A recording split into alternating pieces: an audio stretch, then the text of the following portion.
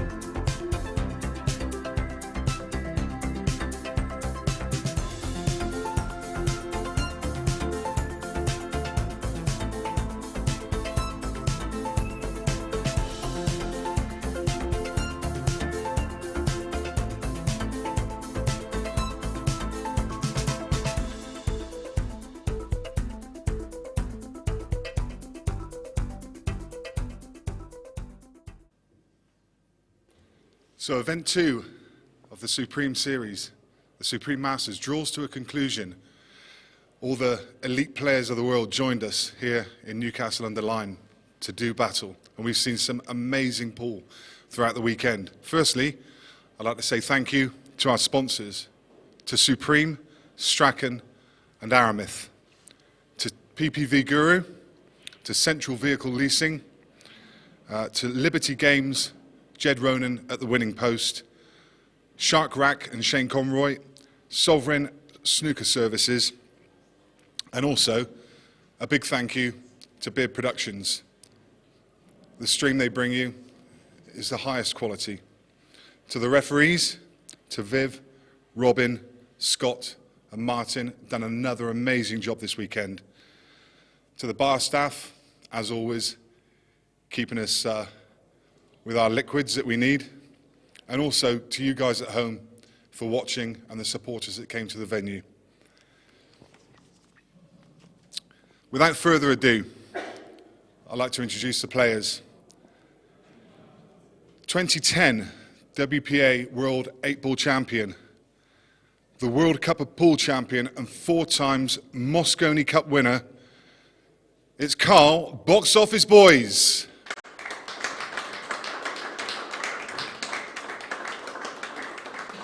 Good luck, Karl. And our next finalist, he was the European Professional Champion in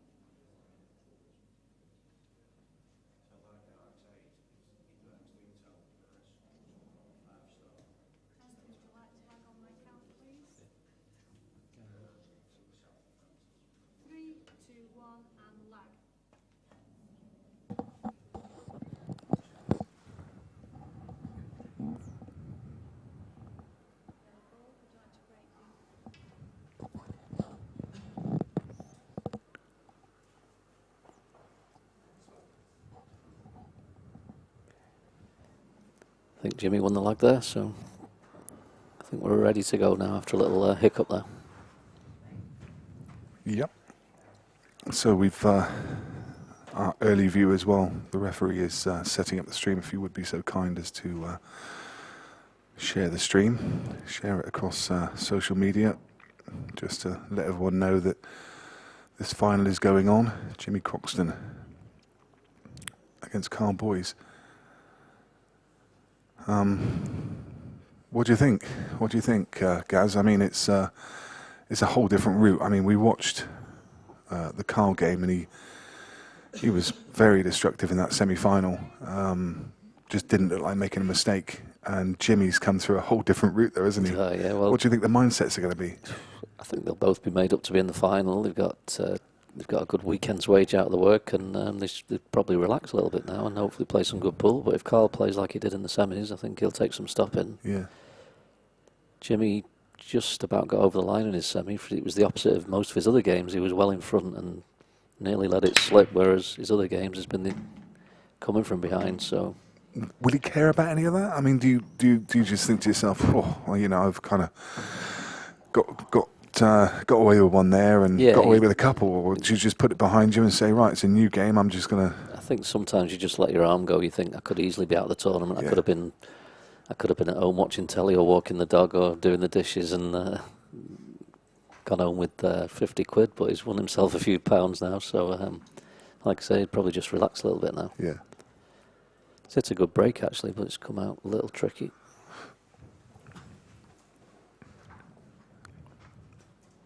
Yeah, you do. If you have a match or two where you think you're out, you just sort of let your arm go a bit later on in the tournament. So... yeah, I was just wondering where that stray red was going, but he's played a good shot there. Yeah, it's turned out nice, that. Yeah. It's put the reds trickier if he does miss, and left himself a decent shot to the left corner. Jimmy always seems just a very relaxed, happy-go-lucky character. I mean, even when he was kind of facing adversity and Callum Singleton was coming back at him and he's gone in off on that ball, I still see him just having a bit of a laugh and a joke with somebody, and he just seems to be a character, you know. Yeah, he does. He enjoys his pool, he enjoys his weekends, and doesn't let anything get on top of him, really. Yeah, he pulled out a big shot to win that last match in the end when it was looking dodgy, looking like a decider all the way, and he's pulled out a massive double. Yeah, hopefully people were watching that one on the stream, because what a shot that was. Yeah, I think a lot of people would have flicked over to that game, so I'm sure plenty saw that.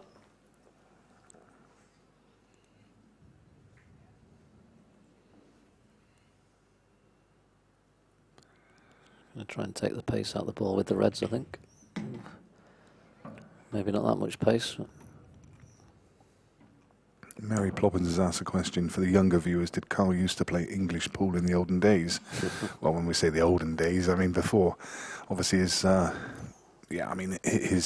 roots are in English 8-ball before he went across to 9-ball and had his success with the Moscone Cup, etc. He was... Well, he'll take that. It's a good pot, and he's just got a nice little flick through the gap. Yeah, Karl used to play English pool. That's how he started. I used to play in teams with Karl, actually. County and things like that. He, when sort of Darren and a couple of others were giving American pool a go, he got into it and started doing really well, and rest is history. That whole area, that whole kind of northwest area around Blackpool and Manchester, and it bred quite a few. I mean, Darren's not a million miles from that area. Yeah. Chris also, and Karl. You know, you could kind of cast a net. I mean, was it just a factor? Do you think that? I mean, who jumped first? I guess it probably would have been Darren. Yeah, I think it was Darren, yeah. And then, you know, they were all on the 8-ball circuit, Yeah. and they kind of saw his success, and I guess they were probably all mates, and they just started talking about it, and you know, he kind of said, well, come on over and have a go, and that's what they did. I think Chris probably had dabbled before then. Chris, you'd always see Chris playing a bit of everything, wouldn't you? But Darren was the first to give it a serious go, I think, and had plenty of success, and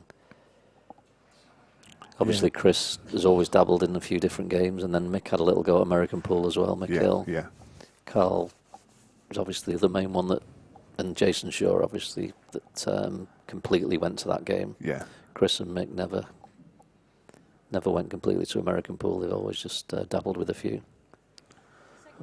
I'm always, impressed with Darren. He was having success in English 8 ball.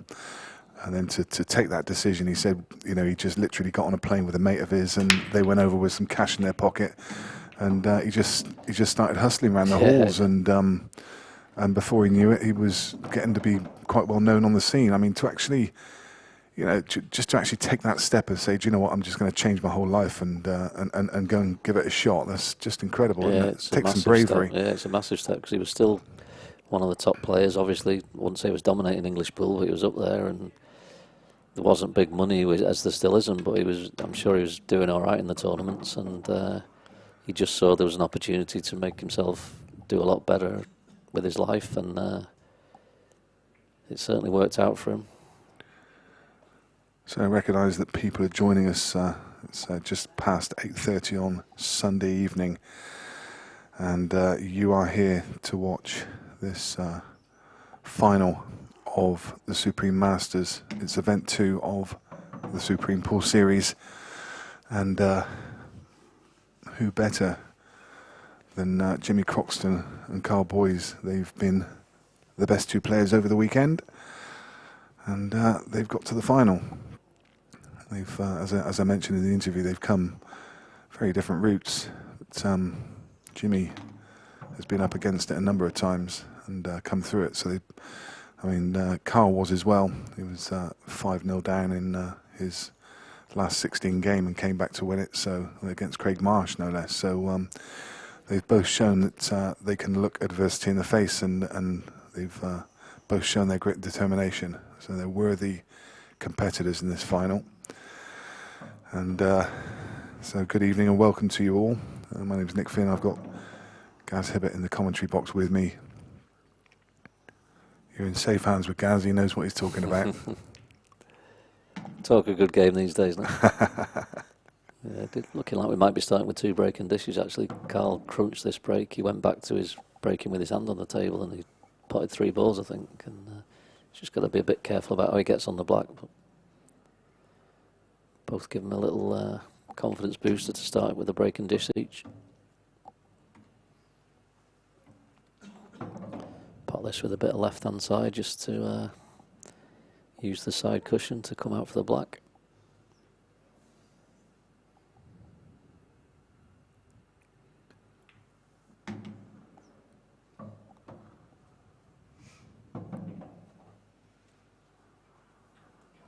He's played these shots really well today. Makes them look easy, simple enough as a club player. It's, they can be awkward sometimes, but plays it very well, and it's on as even 1 frame each. There you see Karl box off his boys. He's had some career, still a reasonably young man, and of course he's now picked up the gig with Matchroom, so he travels around to the Matchroom events, and he's one of the punditry team and also one of the commentary team.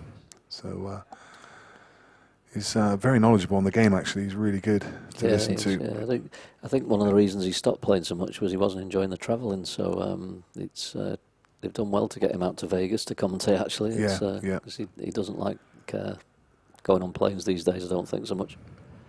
Yeah, he was just out of Vegas a few weeks ago. Did they have was it the Masters they played? I think it was the US Open, wasn't it? US Open, yeah. The Matchroom started showing, and they took over and it started showing it on Sky. So. And they've got the event coming up in Leicester, which I understand that Viv's been given the call to. Which is she's going to be on Sky again in Leicester at the World Cup of Pool. Yeah, that's fantastic. Fantastic for her, isn't it? I mean, it's superb, amazing. Yeah. It's just getting it past a day job now. Yep. I think it's a 4 or 5 day event. So. Yeah. But yeah, it's great to see. Monster break by Jimmy there, it's spread everywhere. Yeah, for those of you who don't know, we were talking about Viv, who is refereeing the final and is also Gareth's partner. So Yeah, she's going leaps and bounds in refereeing, and who knows, may even get a call up for the Moscone. You never know, mate. You never know. Yeah. It's, And then we'll see you over there. be rude not to, wouldn't it? Yeah, got my flights booked, got the tickets booked. Had to be done. She's actually, we were talking about it before, actually, about the GB9 next week. She's tournament director on there. She's does a bit of reffing as well, does the final and stuff, but she does a lot of the organising and things. And yeah, the American pool's doing well for her at the moment. Yeah. Well, you know, I mean, it's a great table to get your feet under if you can. And I mean, Nigel Rees is making a career out of it now, so absolutely, why not? She's a very good referee, so it's, she's doing a great job. Good to see that being recognised. In the meantime, Jimmy working his way through these reds. Yeah, I don't think it's quite how I planned the clearance originally. But is he going to be forced to leaving a double on the black, do you think? I think he might be now, actually, the way he's gone about it, Nick. Yeah. Where that yellow is that the white's just going near now, it makes it a little bit trickier to play on it down the cushion. Yeah. It just depends on the angle he leaves on his last ball in the middle, but it just sits nicely to leave a double, doesn't it? Yeah. A little bit straight on this one. I think he's okay though, and he's got options still, just got enough angle. Can run it around. 2 cushions if he wants to. Yeah, he's never been known for having a massive break, Jimmy, but he's hit these first 2 really well in this final. Yeah. So the double, are you looking at just stopping the cue ball where it is and leaving it a little reverse double? Yeah, just a little cutback double rather than getting too much parallel with it. It's just judging the pace, really, how it's going to straighten up with the pace. He'll probably play it pocket weight or just over.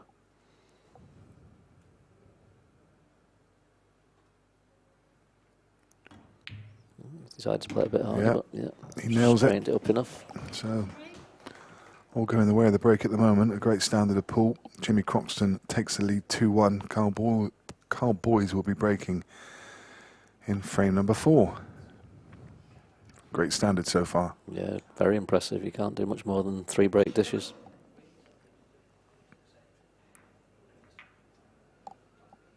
It always seems strange during the final because I spend my whole weekend looking at all the other matches and keeping everyone up to date with all the other score lines from the other tables, and now there's nothing else going on. This, yeah. It's all down to these 2. Yeah. Everyone's bitten the dust. It is great Q score, though, isn't it, that you see things frame by frame. It's a massive step forward for the game to be able to just used to get people just walking around with a piece of paper and updating it every 7 or 8 frames if you were lucky. It's Mark Wiley asked the question, do you think that Jimmy holds an advantage as he's fresh off of his semi-final? And obviously Karl's been sat around for an hour.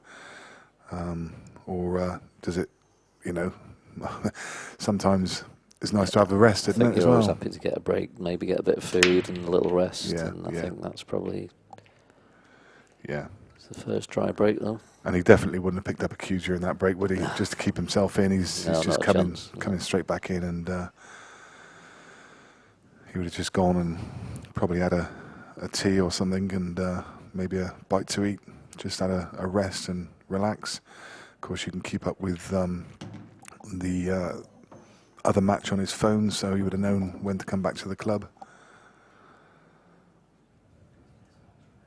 Got down for these pretty quick, Jimmy, actually, there, but at first glance I thought it might have been reds, but he's got down straight away and gone for the yellows. So.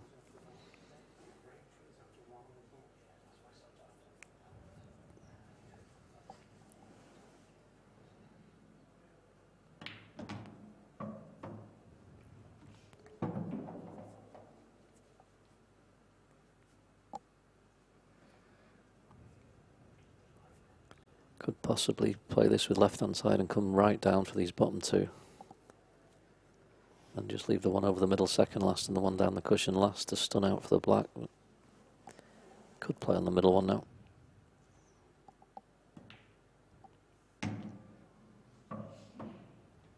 was the danger if he just overran it a little. So again, all I would ask from you guys watching is if you could, well, a couple of things really, just head across to, on YouTube, just take a copy of the link and head across to Facebook and paste it on your profiles. And also while you're there, just pop to the Beard Productions page and give us a like, because we do have a new page.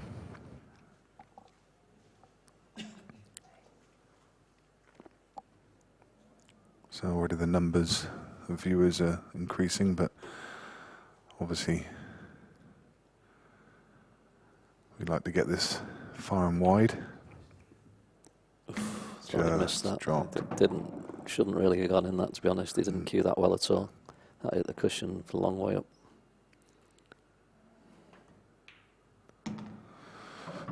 Hampered. Oh, it's about as hampered as you can be as well, but luckily it's just a little drop in. Drop in, yeah. So it won't matter, but even so.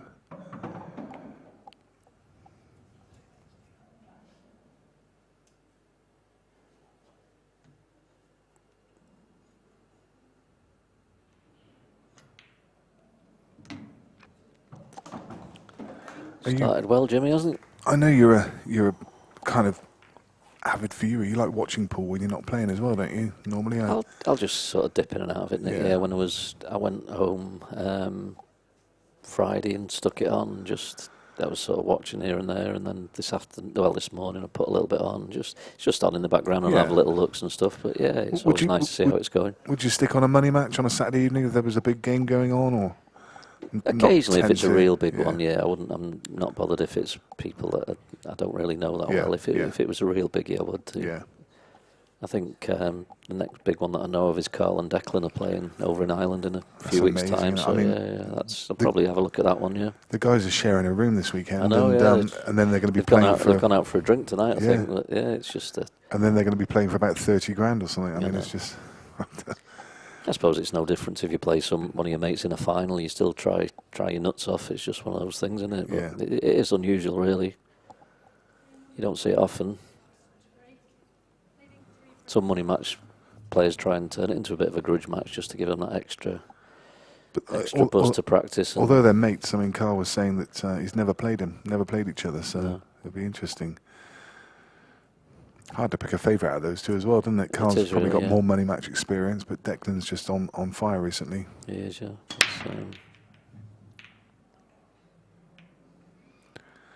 And of course, on the just touch on obviously the dry break from Jimmy, and a rueful look, because with that 2-frame lead, he knows if he could get a break dish there and get 3 frames, that's so important at this stage.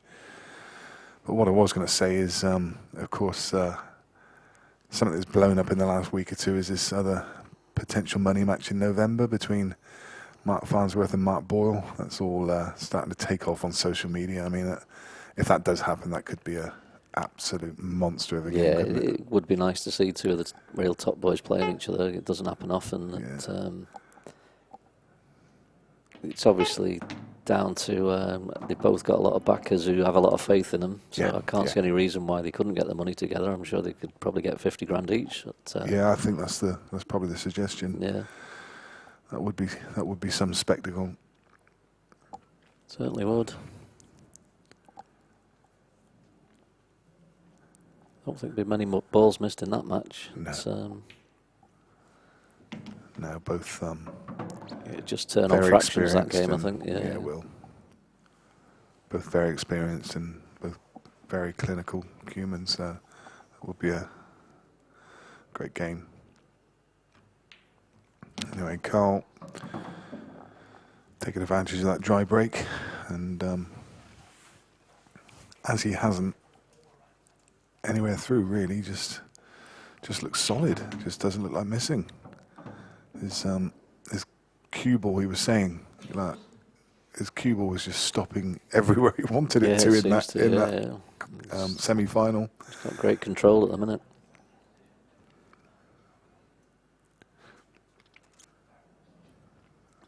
Balls are splitting lovely, so it's just It's really about one of them going in. Ooh. Not sure he played that like that. No, I don't think he did. I think he was playing for the bottom yellow there. Yeah. And he's Ended up just stunning it a little bit, hadn't he? Right? I think he wanted to top through a couple of inches, or play a little stun run through almost, wouldn't it? Yeah.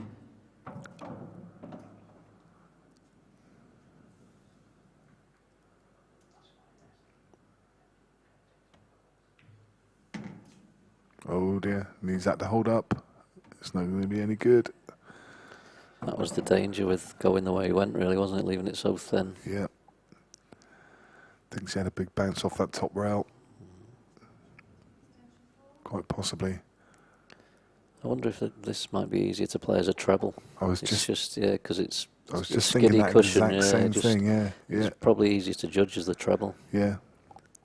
And the trajectory of the ball's coming in, you feel Yeah. it's almost more likely to pot it, because the sweet spot's a lot smaller coming It in is, from the line he was coming Yeah, in. Whereas if you play you've it got at a lot treble, more to aim at, like you say. Yeah. Yeah. That could be a turning point this early in the match, actually. Not that it's turning it Jimmy's way because he's already in front, but 4-1 and 3-2 is a big difference. I think Jimmy's just lost the cue ball there. Yeah. And, he's obviously got options. Didn't get into that at all. He might have to play a little snooker, I think.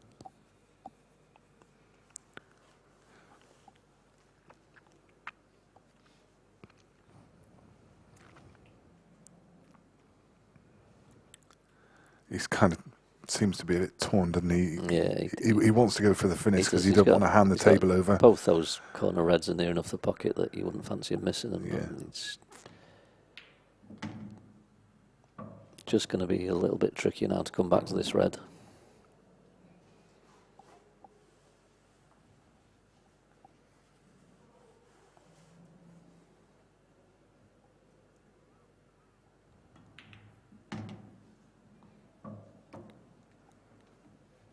Touch short again.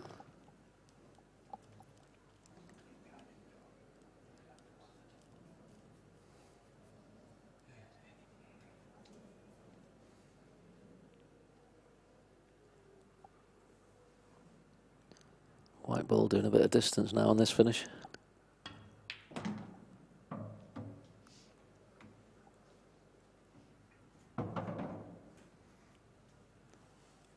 Wouldn't really want to get on the black off the one over the pocket. That's the only thing. But I think he's going to have to.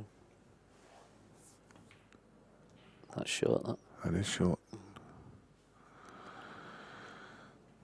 And he wasn't even on the. No, that was a bit messy. The whole way he went about that. There's a couple of loose shots there.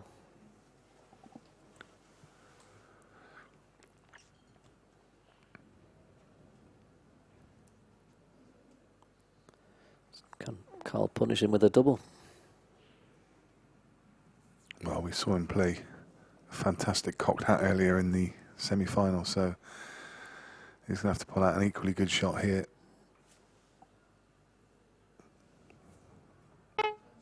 Expect him to go close. You've got to be careful of the white getting in the way on the way back as well. And check the white out of the way. Yeah, it caught the Oh, he's got it in the middle. Oh my God. Oh my goodness me. Yeah, Oh dear. That's a massive Poor old fluke. Jimmy. That is huge. I wonder if it was on its way. We're going to get a replay there. 'Cause Yeah. I thought the white could be a problem there, but whether it was heading the right direction beforehand, I don't know. But Huge frame, wasn't it, that as was well? massive there. Yeah. I remember fluking a black against Karl when I played him here in the grand final, and he said these rules should be called pocket, and he's certainly glad they're not now. I think it was going pretty close. It was in, actually. Yeah, it was in. But they always had to worry about the white. Yeah.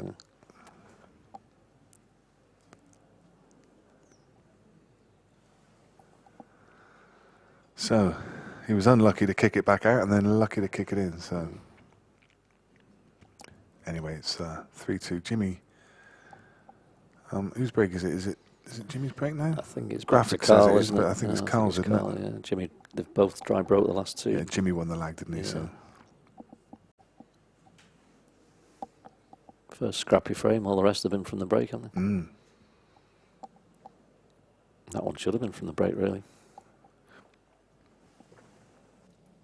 Frame number 6, Karl boys to break, trailing 3 frames to 2.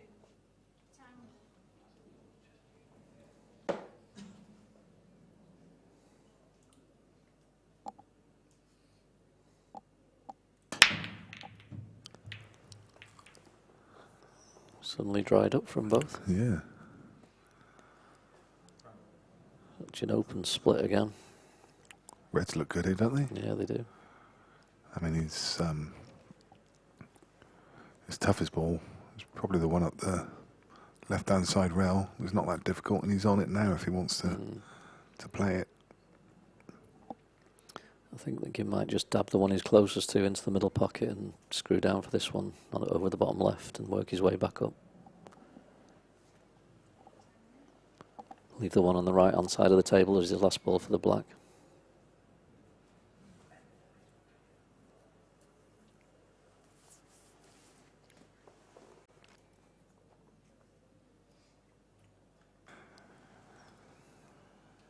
I love Lee Clough's sense of humour.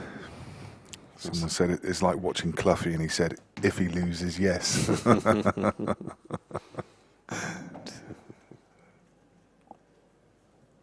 He's not done so bad at the game over the years. No.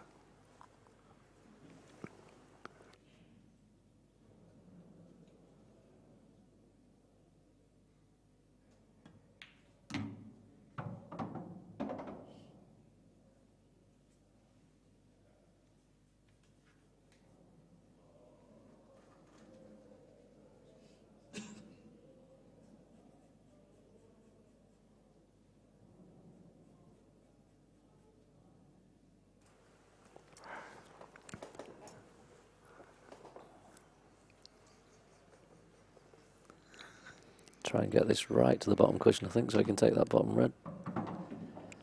It's a little surprised at that. If he had loads of space to take it, then he could have got it out of the way to open his other red up.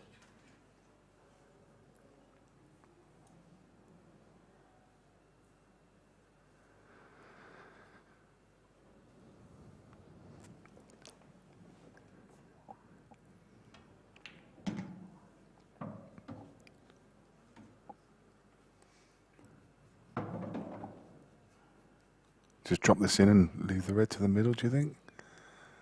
Or can he just screw back? I think he's sort of just off straight to the other angle, so Yeah. I think he'd like to top it with side to come out for the red in the same pocket, I think, but it's slightly risky that way. I think he's screwing to the yellow and it might go to the other corner. So, he can come through the gap. Yeah. So there's balls in the way of the natural angle. Is he going to have to check it down, do you think? Or Yeah, I think that's the safest way, Nick, isn't Yeah. it? He could possibly play it right now. oh, he's going the other way? He He's mustn't down like, there first. mustn't like the shot with check. He doesn't mind putting in the yards with the cue ball. No, he's played that That's a lovely. great shot. It's absolutely perfect. But yeah, I think I'd have been checking the other one and leaving this one down for the black. Yeah.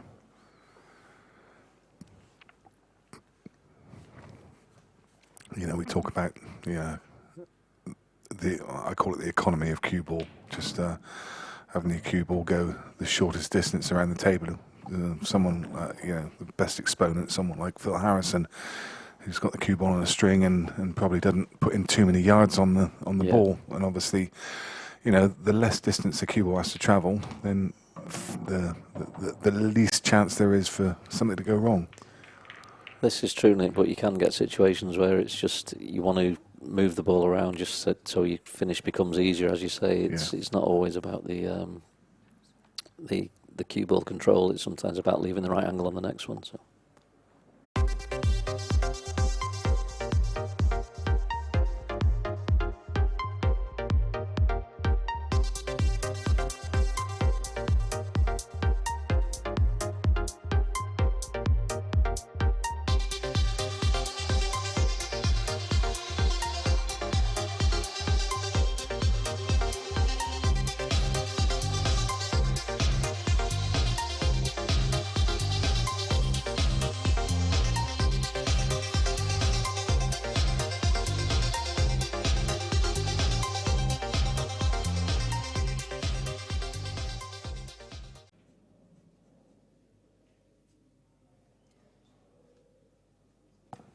Jimmy with his 2-frame advantage.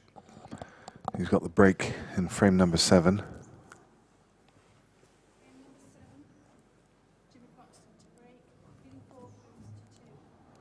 Jimmy just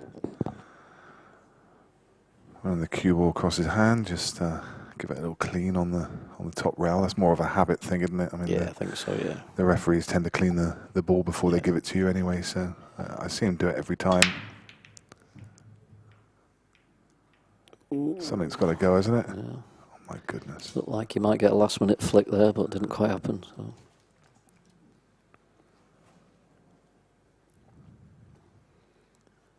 I think this yellow down in the bottom right corner by the red flies in, so pretty sure Karl will be on yellows and good chance to make it 4-3. Oh yeah, it goes in easy.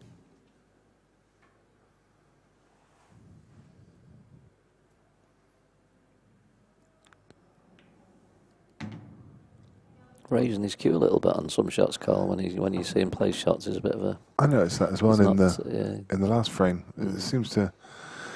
Yeah, he's done it quite a few times when he's stunned a ball. You know, hit it with a kind of mid pace, and then he just leaves the ball in the air. Yeah.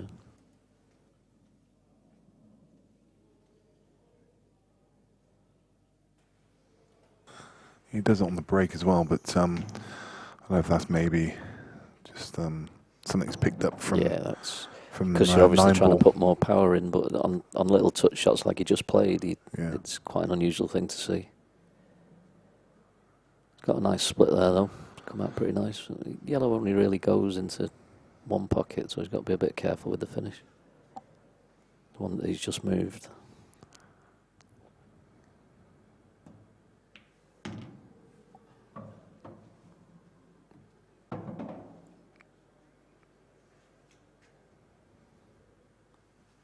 Yeah, they both hit such good breaks in those first 3 frames, and they've suddenly dried up now. Still hitting good breaks, but nothing down.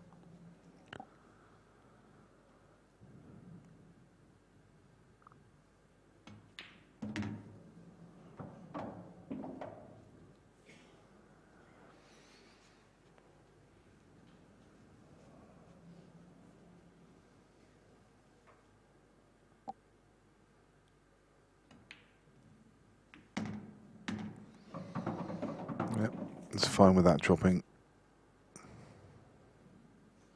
Not so sure really. Yeah, no. I thought he was okay, but he's just got the wrong angle now. Yeah, especially with slightly hampered cueing, you probably have to stun into the black, but it makes it hard to judge with the red hampering his cueing.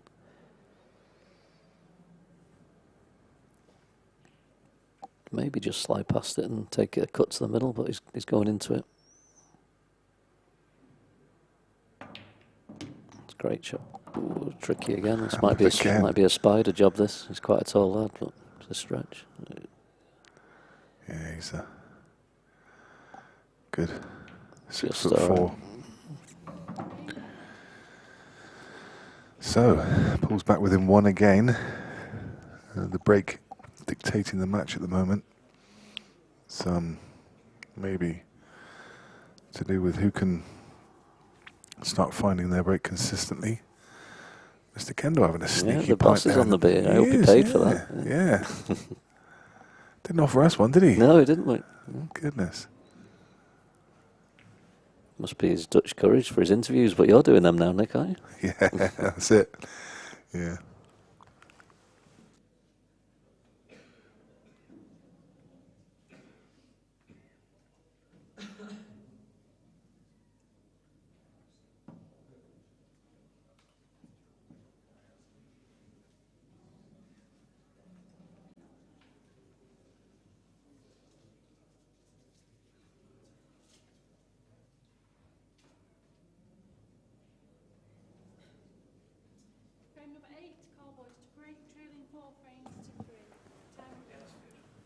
Going back to his break he was using more in the semis, cueing across the cushion. He's had his hand on his table up to now.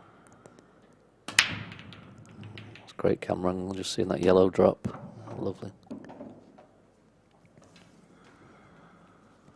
Yellows have one problem. Well, they both do really, don't they? Yeah. Neither are just absolutely straightforward. The 2 reds that are almost touching just above the left middle pocket, it's just a fraction of being able to pot that one, or it'd be an easy finish, but it's going to have to do some developing, I think.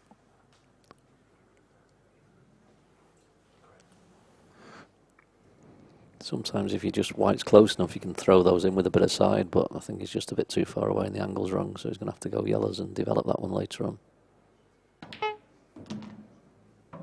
That's a nice shot. Yeah, it is. Now he's got the angle. He's going to be looking to go cushion first, yeah, and just he's showing you with his cue there, just come up the... You'd have to say it'd be really unlucky if these don't come out, because there's loads of balls to land on. Just caught the red. This doesn't look good. No. He wanted to go behind the red. If he could have gone behind the red and just flicked the yellow half ball, the cue ball would have tracked down table, and he'd have been certain to be on something. And yellow out in the open, but he caught the red.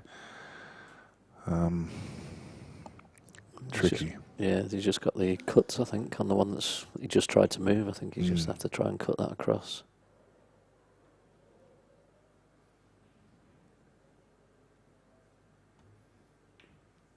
No.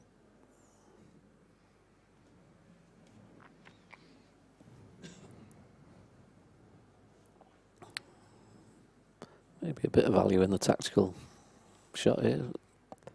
Yeah, I think if so. he stops the white where it is, he's not leaving anything. Really, the yellow in the middle won't cut, but Jimmy's going on the attack. Oh, lost the cue ball. He's in off. I think he was looking for a full ball contact there, wasn't he? Yeah, he's just, that's a couple of times Karl's made mistakes and he's not punished.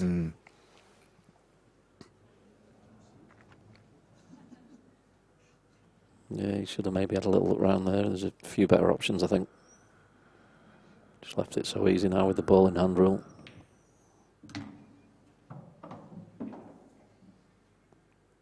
Back to all square, Nick, I think. Yeah. Barring an earthquake.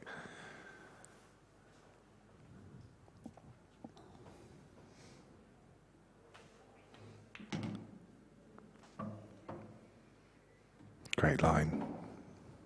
Tracking straight down towards that yellow. And Cowboys wins frame number 8. And it's 4 frames each, all square. A lot of play left in the game, but will Jimmy be ruining some missed chances later on? Because he's had a couple of chances now to... at one point he could have looked like he could have gone 3 clear. Yeah, I think they're the frustrating ones when your opponent's missed his original finish and let you in. You really want to punish them, and 2 of these frames, Jimmy's let Karl back in to win them. So.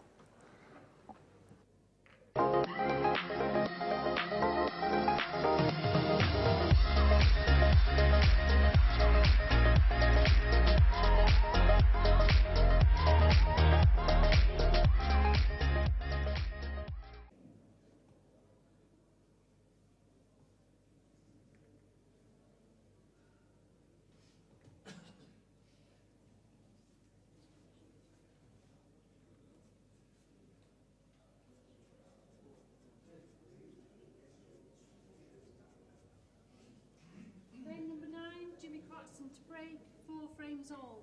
Time running.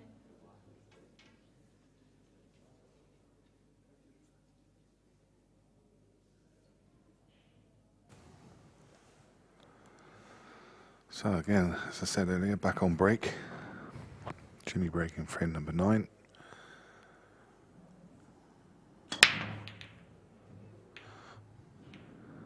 It's deserted him at the moment. Yeah, I don't think he hit that one quite so well, but sometimes when you don't hit them as well, you leave the easier finish because balls don't cluster back together. And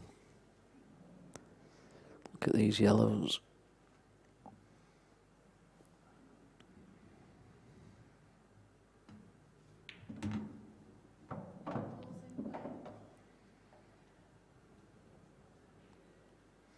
This could be Karl in front for the first time, I think.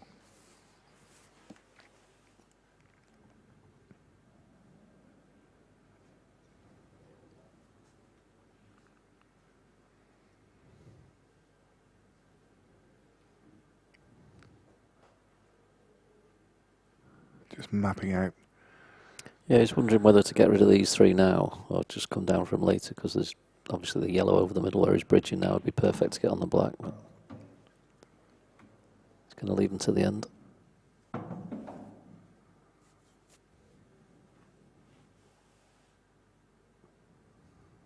have to take the one to the left now, isn't he? Yeah, I don't think he's best pleased with that. I think he wanted to screw back further, and his angle's not great now. Yeah, he would have wanted to play this one second. Touch short again, I think. I He think should so. be alright. Maybe he can just top it off with a touch aside. Sometimes deceiving, he can maybe screw it back. Yeah, I think screw it back and just leave a small angle just to drift through the gap of the two reds. Looks just about perfect. Yeah, you have to hit these quite sweet. Sometimes you just don't get through these and the red can come involved. Played it well.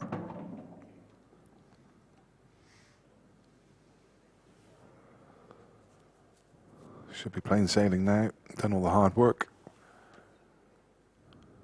Just leave the cue ball slightly low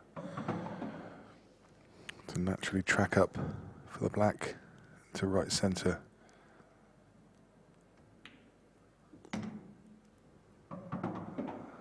And as you said, Gaz, first time he's taken the lead in the match. And just a couple too many mistakes from Jimmy so far. Yeah, and he's lost his break a little bit and made a couple of mistakes. And from 4-2 up, he's found himself 5-4 down. And the way Karl hit that last break, you never know, he might be 6-4 down before he gets another go.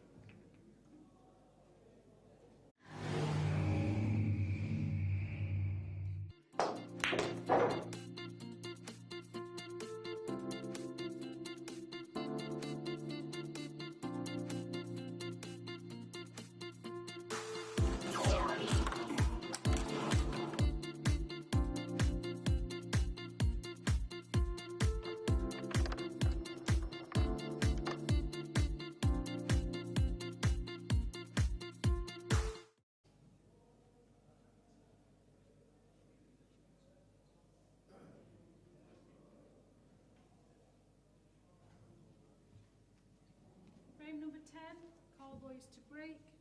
Leading 5 frames to 4. Time running.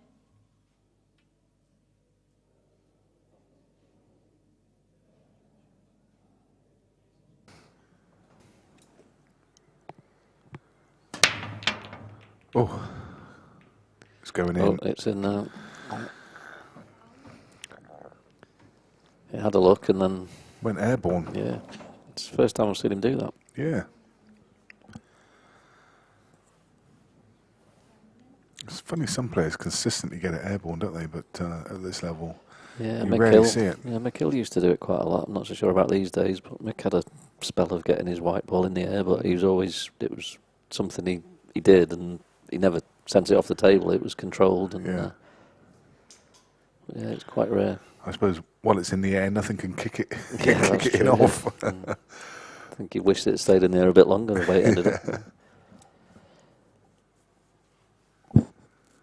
Couple of little issues with these yellows at the bottom end that he's got to be careful with.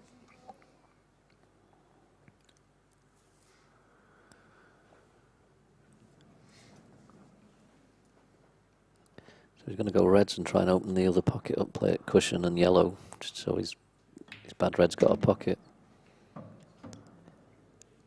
Done that, but he's not got a good white. It's,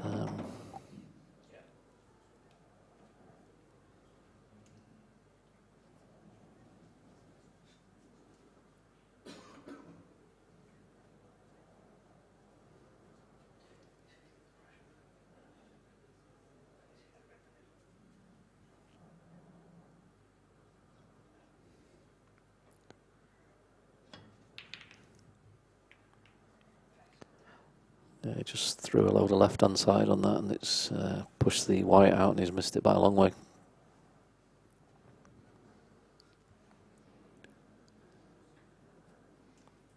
He's open Karl's yellows up. Not brilliant, but not too bad.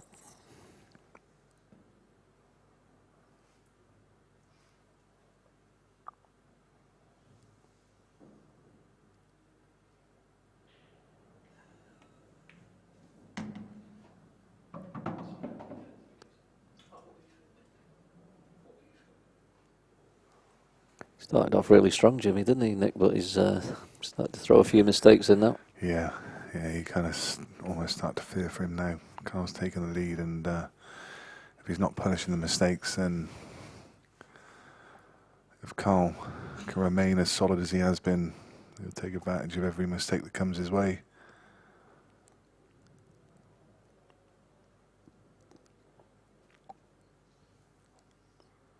I'm not sure Boise's actually won much in English pool big, really. I know he was in the England team and he was regular top 10 in the rankings and stuff, but I don't know if he ever actually won a tour back in the days when he was on the tour. Or so I think this would be by far his biggest win at English pool if he wins it. Yeah.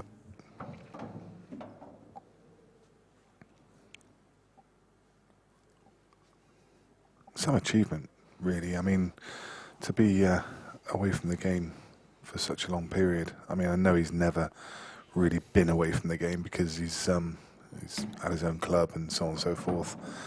But you know, I think because he's only had the club a few years, but Lynette's always played, so I'm sure he used to have the odd little knock with her. That's his wife, and she's always played up for Scotland in the World Rules World Championships, and I think she won it once or twice. So Lynette was a great snooker player as well. So I think I'm sure when she's been leading up to her tournaments, they must have had practices together. So shows the confidence he's got at the moment. Just nailed that one to top corner, no bother.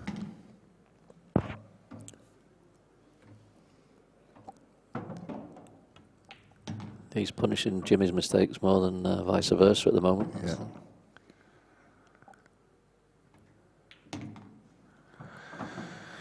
2-frame lead. It's now 6-4, and he's going to step away for a bathroom break. So we shall do the same. We'll be back on comms as soon as it resumes.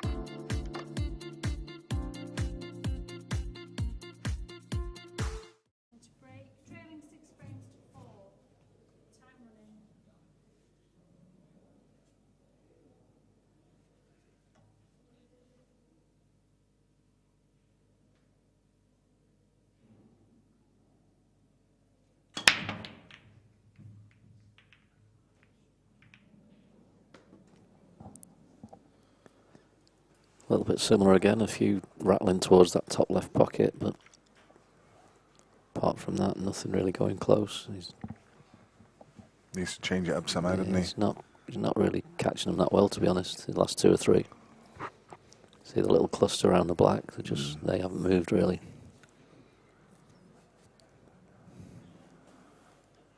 So what you fancying here? Could be yellows, is it? Yeah, I think he's going to go yellows, but this one in the bottom right corner is tricky. Might need to move it, or if he gets plumb on it, he could maybe drop in with side. May just stun this out and leave a cut to try and develop. He's come out a bit further than I thought. I thought he could leave the one nearest the pocket as a cut there and maybe come down to this area and just nudge the red away. Wonder if he's on anything now. Maybe on the plant, if the first one goes past second yellow. Looks tight, doesn't it? It does look tight.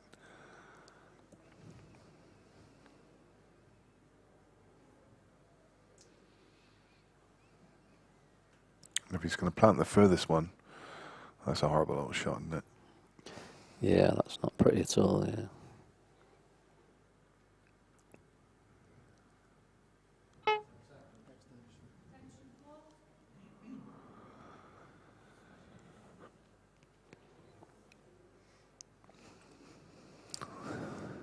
You must think that the nearest one doesn't go past because he's lining up the far one. This is nasty.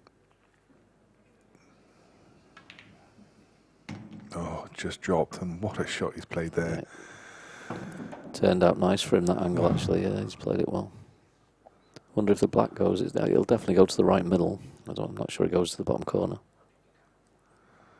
If we can see an overhead, see if there is a gap between. No, I don't think so.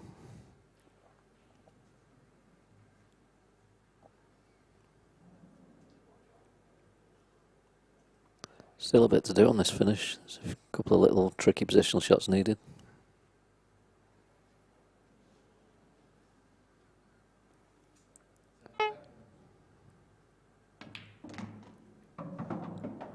Surprised he played that, to be honest, because they all did go. I think he could have rolled up that one in the middle and come back to the black off the two at in the balk end.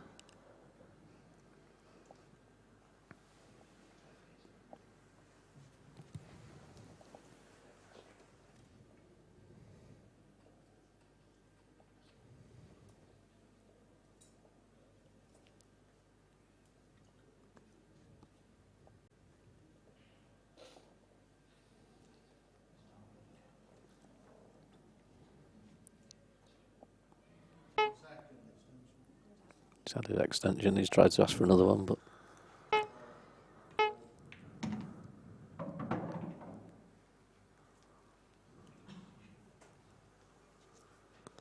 maybe a double then a plant, Nick? Yeah. I think he has to screw the double back to get the pace on it, really, so that'd only leave a plant. Not sure he could top it through. No. He's going into the red if he does. Unless he thinks he can force past, and then, no.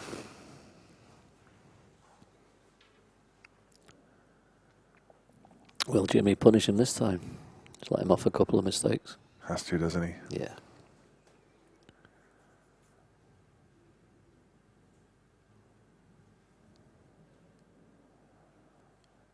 Needs to regain his focus.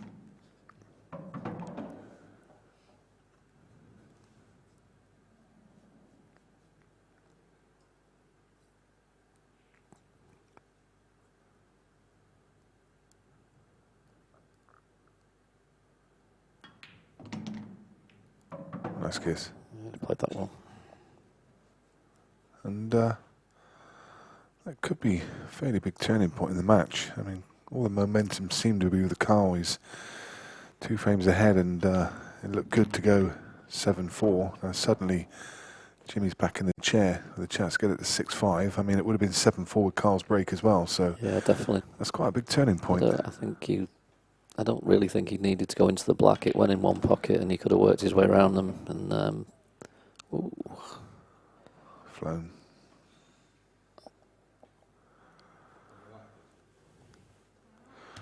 Just asking to clean the white. Don't really. He's just hit the ball too hard there. There's nothing happened with the white ball there. He's just hit it a mile too hard. Yeah. You get a kick, it would take pace out of it. You may think it's thrown and he would have been nearer the cushion slightly, but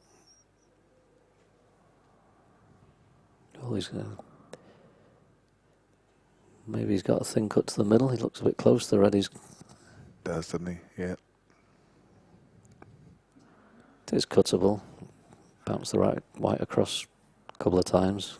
Could still land. I was just thinking whether he plays a similar shot to the way he won the match in the other one, but I think the red's just a bit too far below the pocket. It's quite similar, isn't it? Yeah. That being the he's short again. Short. almost back in an identical spot. Yeah. For those of you who didn't see his semi-final match, he won.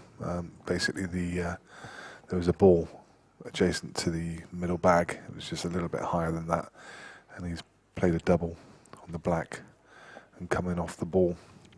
But that ball, he can't do it. It's too low, too far below the pocket. And he's looking at a double again.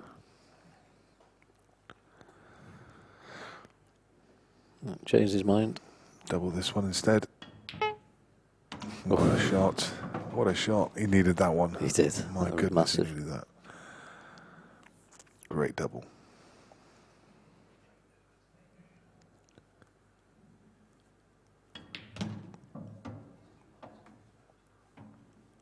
Be relieved after that. If he'd let Karl off that mistake, I think that could have been curtains. And that may just make the difference to Jimmy there. All his fans getting into it a bit as well. Yeah, the local lad.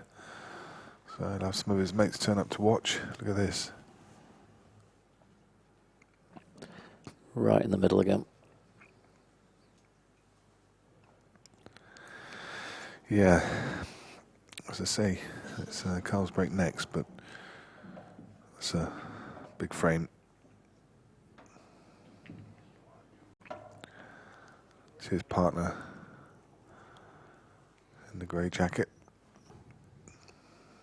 Just trying to get a bet on him, I think.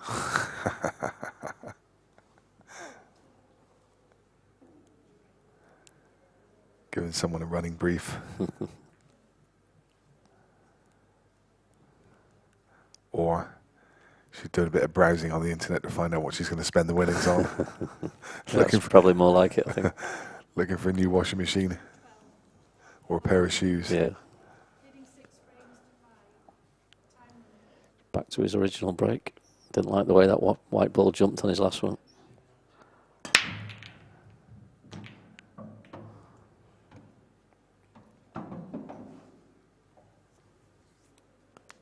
Don't look too bad, Nick. Yeah, it's good. And A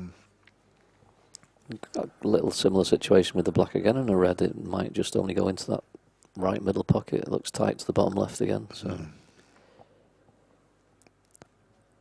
he could nudge it again now, but I don't think it's worth the risk, to be honest. Could stick on the red, have no shot.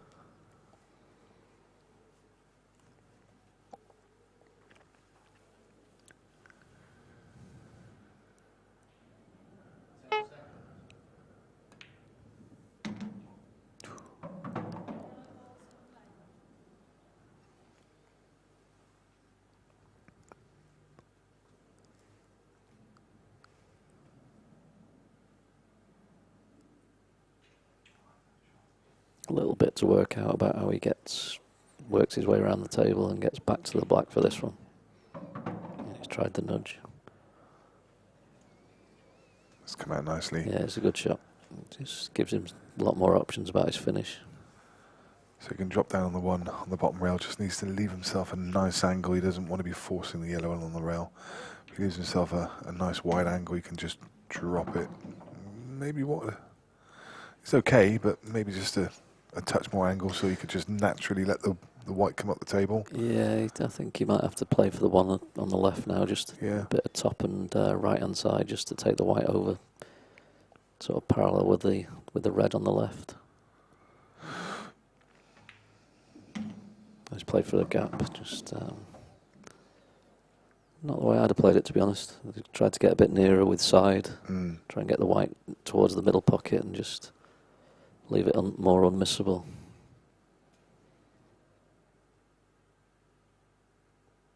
Been queuing these well in. And again.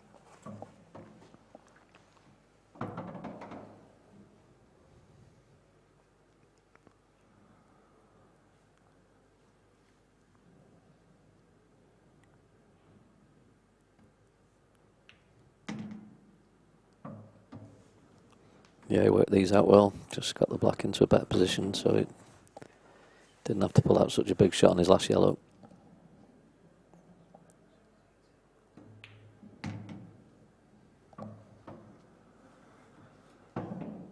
Good stuff this from Karl. This was another important frame for him. He keeps the advantage. It's a 2-frame lead. I think that's the first break and dish for a while, actually, Nick, isn't it? We've Yeah. had quite a few dries and the odd 1 or 2 mistakes thrown in. So Yeah.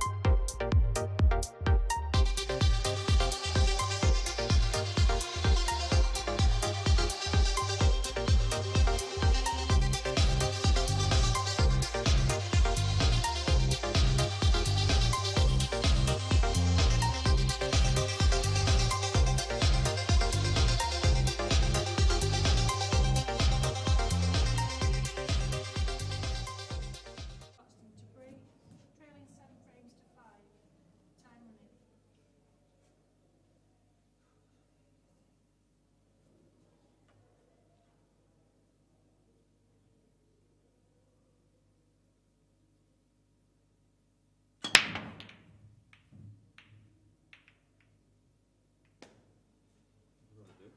Can't buy one. You just heard him say, what have I got to do?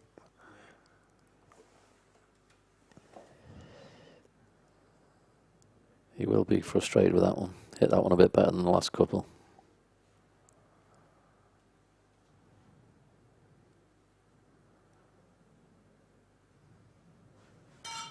Does he just persevere with this, or is it worth trying to mix it up? I don't know if he's got the cut break in his arsenal, or, I mean, we saw the other day Chris Melling even went to a tap break. Yeah, I think that comes from, because we got the shark rack, I think that comes from maybe Chinese and American pools. Sometimes you think you can hit a break that's you're just going to guarantee yourself a ball, but I think it's obviously it's a lot smaller area on an English pool table and they sort of get in each other's way. But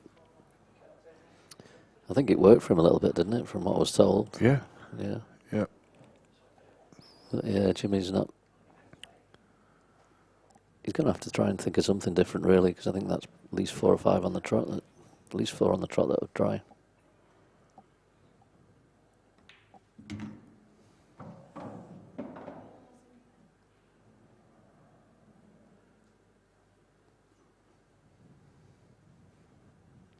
Touch surprised he's gone yellows there, to be honest. I thought he'd have had a go at the reds.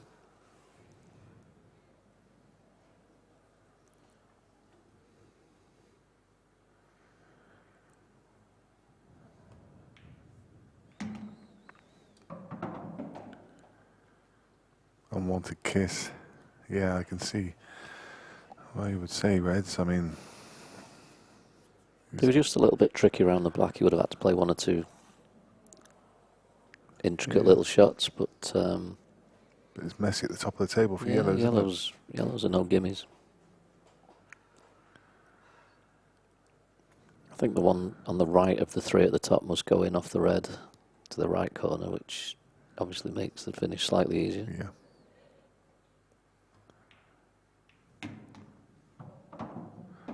Judge the cannon well.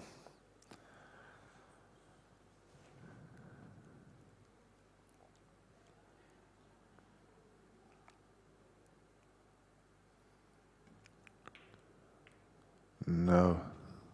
A bit short on pace. Needs to be straighter on it, really, so he could hit it harder and hold the white.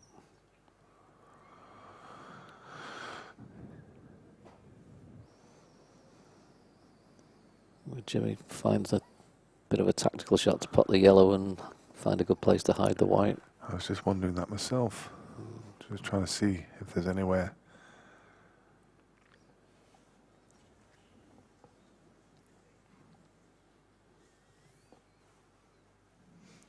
Looks like he's red. If he could cut the plant now and tries to bring the yellow to this bottom left corner, the red just above the baud line's in the way slightly. So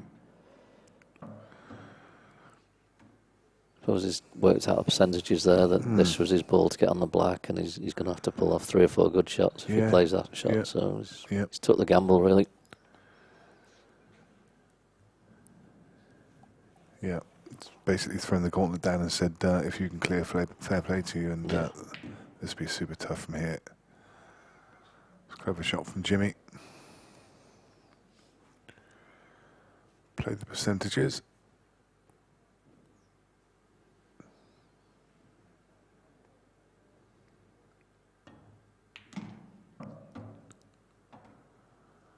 So he's just going to be working his way down the table from top to bottom. Yeah, I think the red by the black goes now. It didn't go earlier, but it goes now. That red's moved slightly, and he can. There's loads of different ways of landing down this end now. Yeah.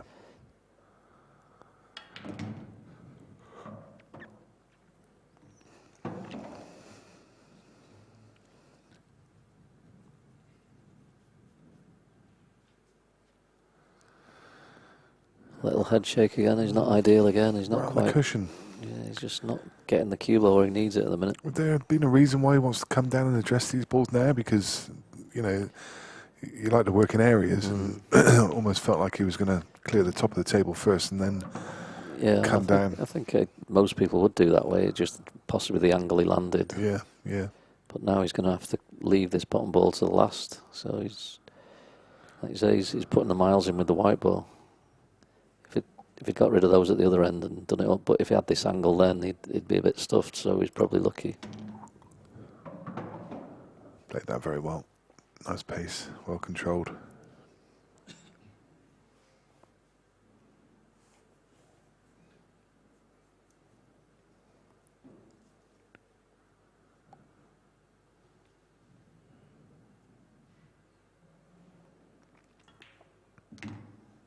Yeah, you'd want to leave that pretty straight and just leave the straight screw back. Big area to land in.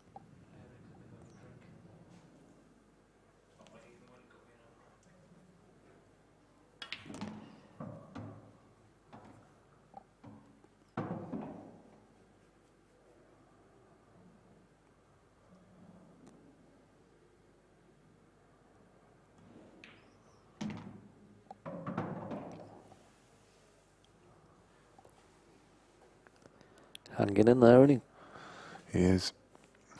Pulls it back to within 1 again. It's all it's in Karl's hands at the moment with that one frame against the break. I think Karl just actually made a bad choice at the start of the frame there, going yellows. I think the reds were easier balls, to be honest.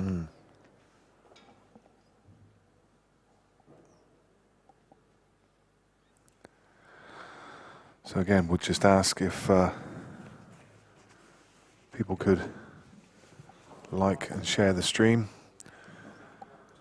Share it on social media. Maybe I think there's a big arrow to the right that you can click, which allows you different options, and it allows you to copy the link. And if you could paste that onto Facebook, just to make people on your timeline aware that this is happening.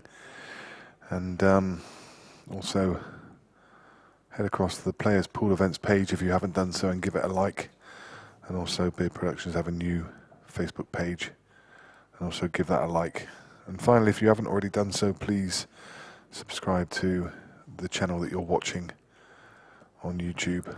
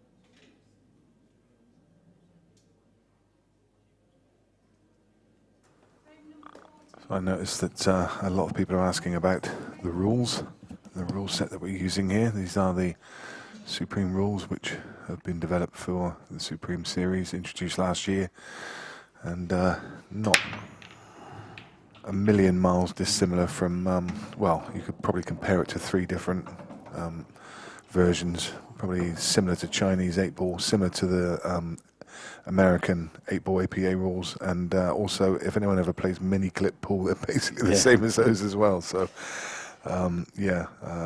basically they were developed to be really simple and reward attacking play, reward good play, and punish anyone who makes a mistake. Yeah. And covering bags is no good anymore. No good to anybody now.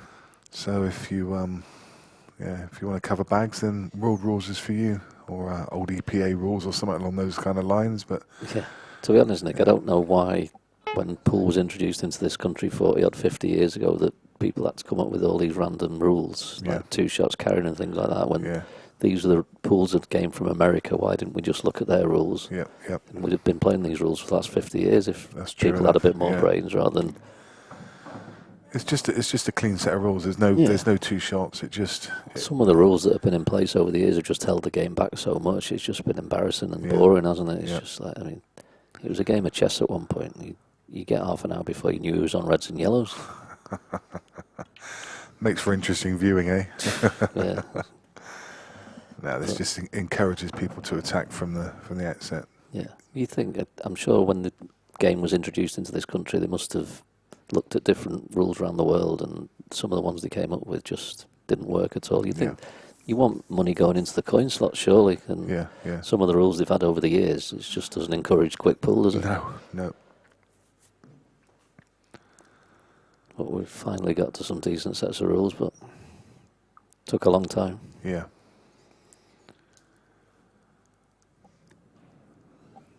So people were asking about obviously the shot that Jimmy played a second ago, where he's glanced off and dropped the red in and left Karl with a bit of a problem.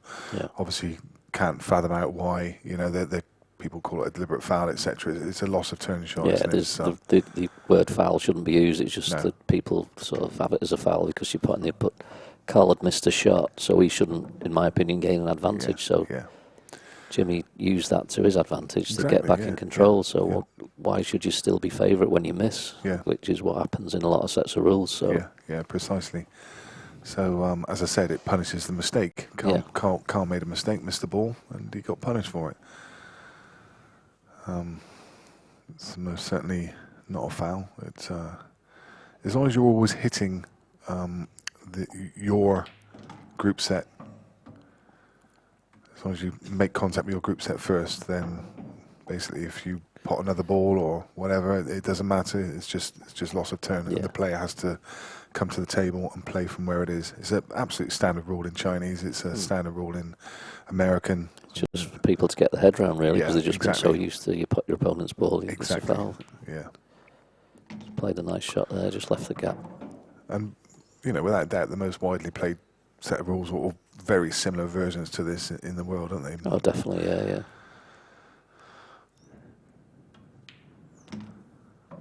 And probably the most commercially viable as well, because they're probably the most easiest, the most simple to understand. Yeah, there's not a lot to it really, is there? If you foul, you can put the white anywhere on the table. And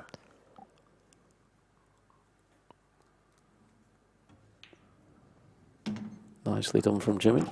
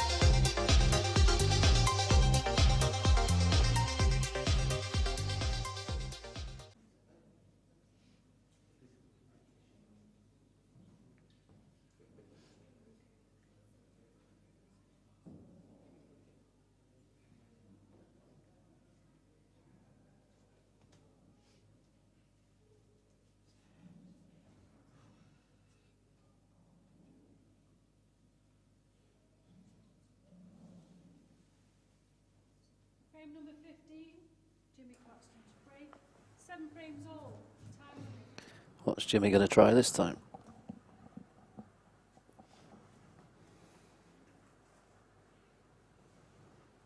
Building himself up for it.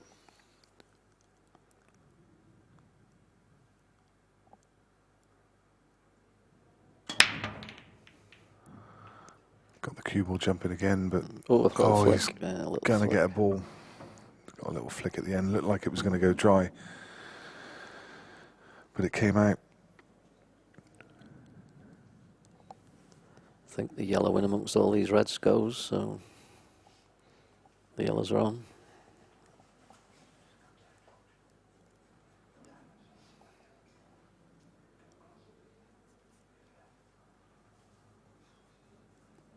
Of course, just going back to the rules, no confusion. There's no foul snooker. There's no totals. There's absolutely nothing. You have to hit a cushion on every single shot. So, Yeah.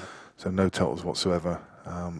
If someone puts you in a snooker, you have to hit it hard enough to get out of it and hit a cushion at the same time, which it just keeps it attacking.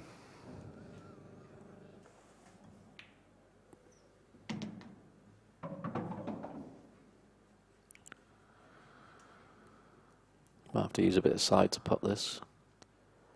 Looks like you'll have to screw it a little bit though to come out. You can't just drop it with side because the white will Yeah, the white's going to be no good. hide itself, so he's going to have to screw it out onto a red. Doesn't look real to be loading up much side, so he must be alright. Hampered again, but should be okay. Just needs to drop the white through a couple of inches. Have to play the one up the rail next.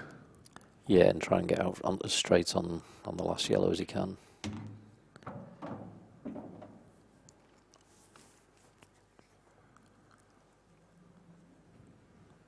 Quick turnaround this, Nick. Really incredible. It looked. He looked to be. Well, he's missed that by a mile. Goodness me. Just didn't cue it at all. No.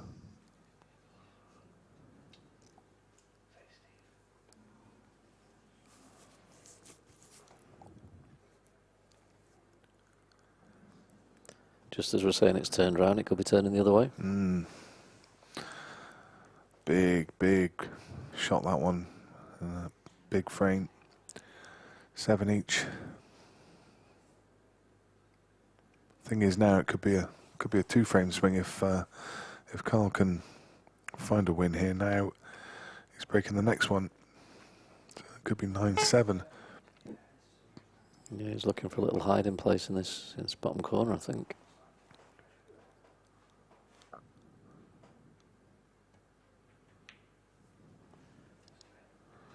Ooh, well, he's. I think he's just about got the snooker. Yeah, he's safe. But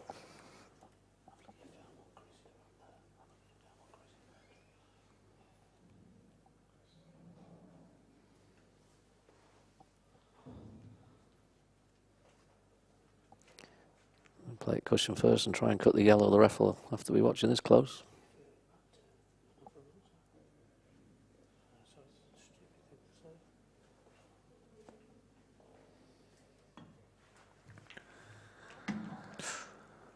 Called a foul, that was close. I think we might be getting some video evidence here. Can we do that? Oh, there we go.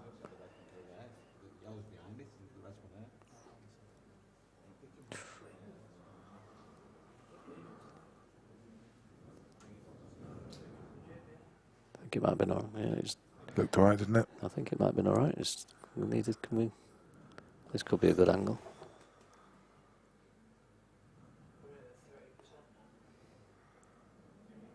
Slow motion as well. Yeah, it's okay. Yeah, it is fine. It's fine. It's a good shot, actually. Yep. Great shot. Yep.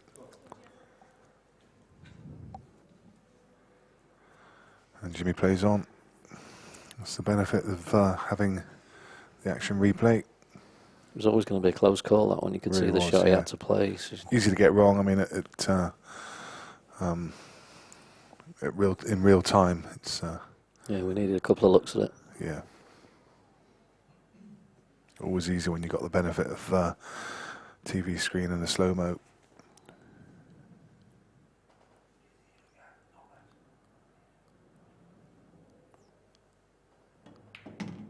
I mean, Chris Lorry making some comment about potting your opponent's ball off yours to intentionally get an advantage is a ridiculous rule and definitely not good for the pub game. Would cause fights in some bars. Yet most pubs play world rules, in which yeah, you're playing deliberate fouls left, right, and centre. Yeah, you can just pot your opponent's ball. yeah. I mean, that's just a. I mean, and what you got to remember, guys, is you need to stop drawing comparisons with other rule sets because this is a standalone rule set. If you just dropped in from Mars and you were watching this game and you couldn't compare it to, world rules, you wouldn't be saying, "Oh, that's a deliberate foul," because it's not a deliberate foul. It doesn't exist in this rule set. So it's just a standalone set of rules. So you can't draw comparisons to any other rule set. You're only going because that's the way that that you've been conditioned. So you think of it a particular way because that's what you've always done and that's what you've always played. And I'm sure there was exactly the same arguments when black ball rules came along and they went, well, you can't do that on a skill shot. Yeah, exactly, how can you pot that and go in off and pot another ball? Like there would have been the same discussion. But 20 years on, it's just taken for granted and it's standard. So it's kind of a moot point. Yeah.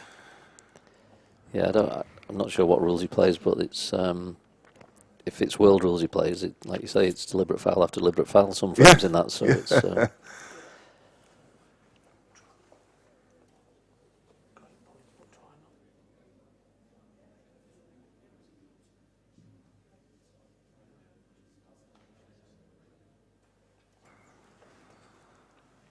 And yeah.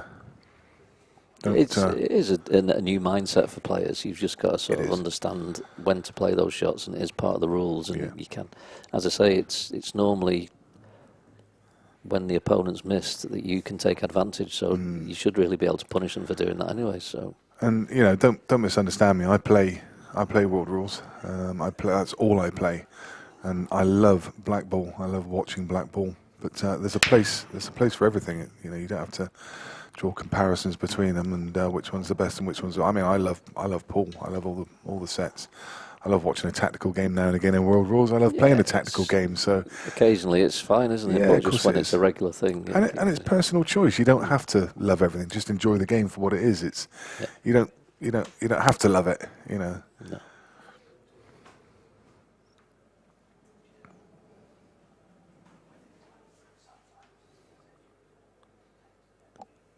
Good break by Karl there, so he's got a chance to level it straight away.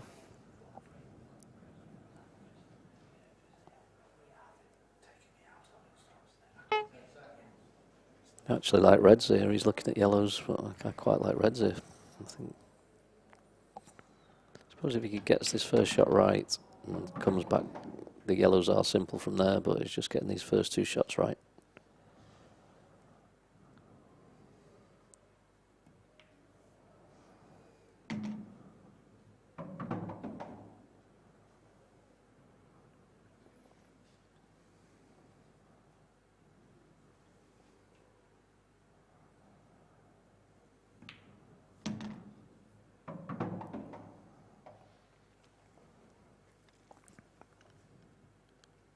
I thought he was just going to play that for the plant there, Nick, actually. Just roll it through and just drop one onto the other. I'm sure he's fine the way he's going. Yeah.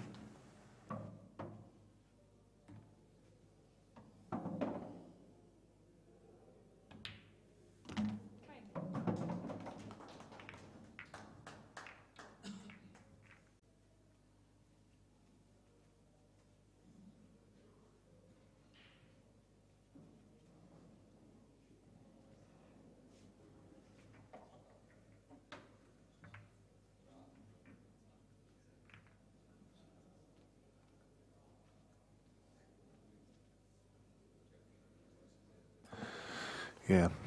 So obviously, just there was another discussion going on in the chat box about whether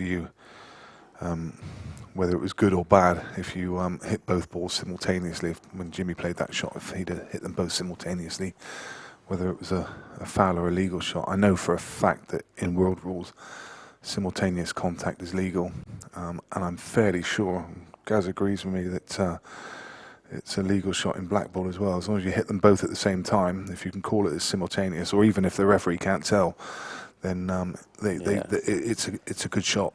Simultaneous is a good shot. I think it's okay, yeah, normally. Yeah. Frame number 17. Jimmy Croxton to break 8 frames all. Time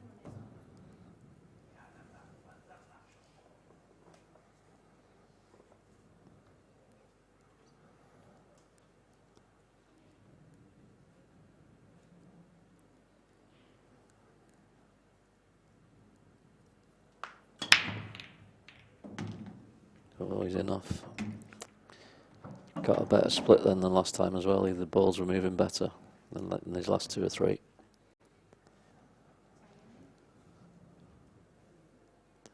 Yeah, just got kicked in.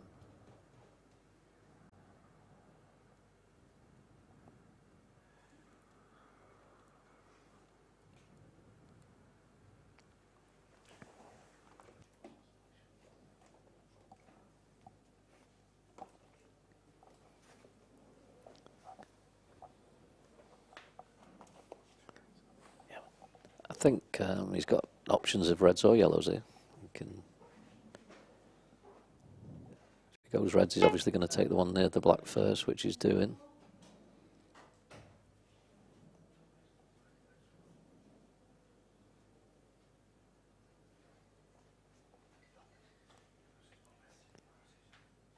Come up for the red to the right middle. Red balls in play.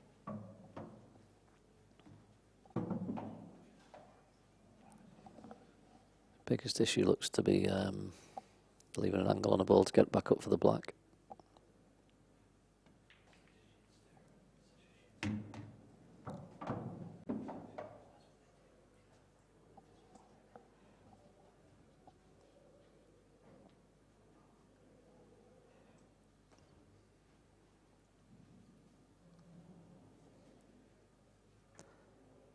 So he's got 2 close together in the middle of the table that he'll probably leave to the end now.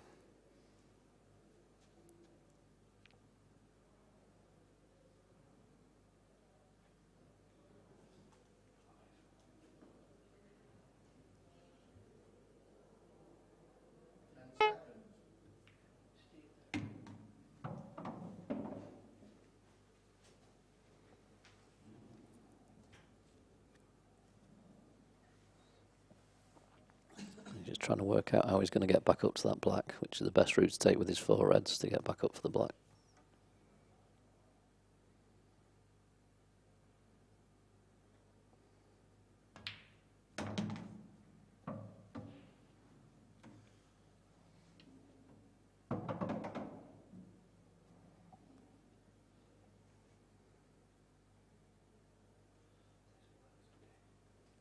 Yeah.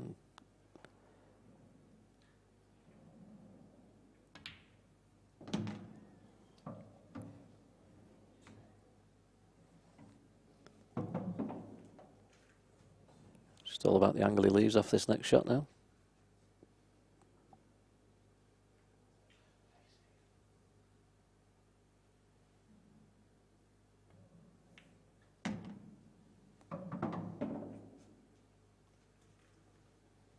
Looks pretty good.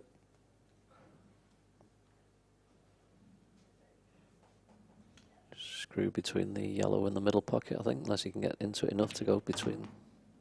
Nice.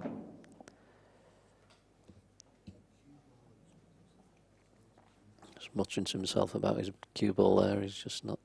He's just lost the white a few times in this match, which in his semi-final he was plumb on every shot.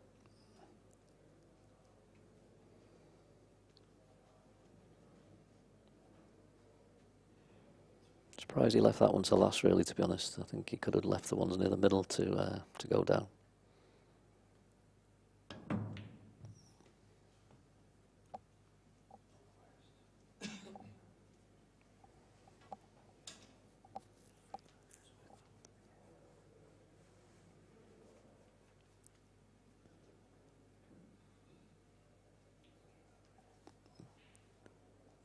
free go, Jimmy, at the long straight yellow, I think. Just stun it in and work his way from there. If he doesn't, he won't miss it anyway, but if he did, he'd be snookering Karl on the black.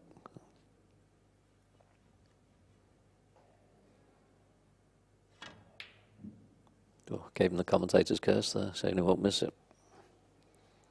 Surprised at that one. You just never know when people are going to pop balls out of snookers.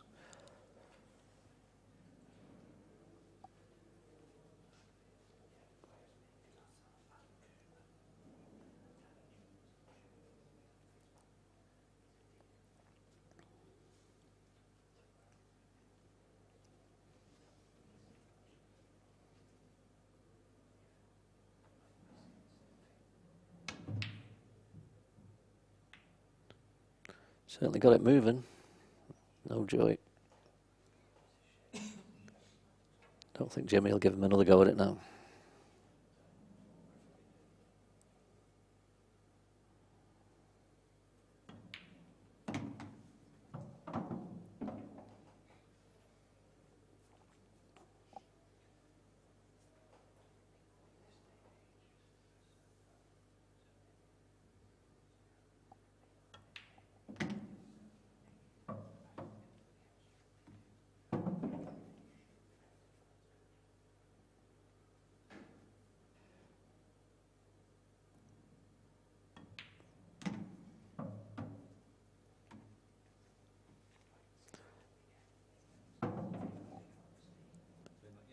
Just 3 little stun shots now. He just wants the yellow cleaned.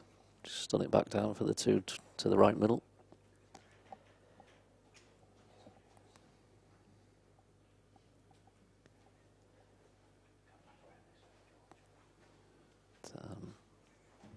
Looking like Jimmy will be going 9-8 in front.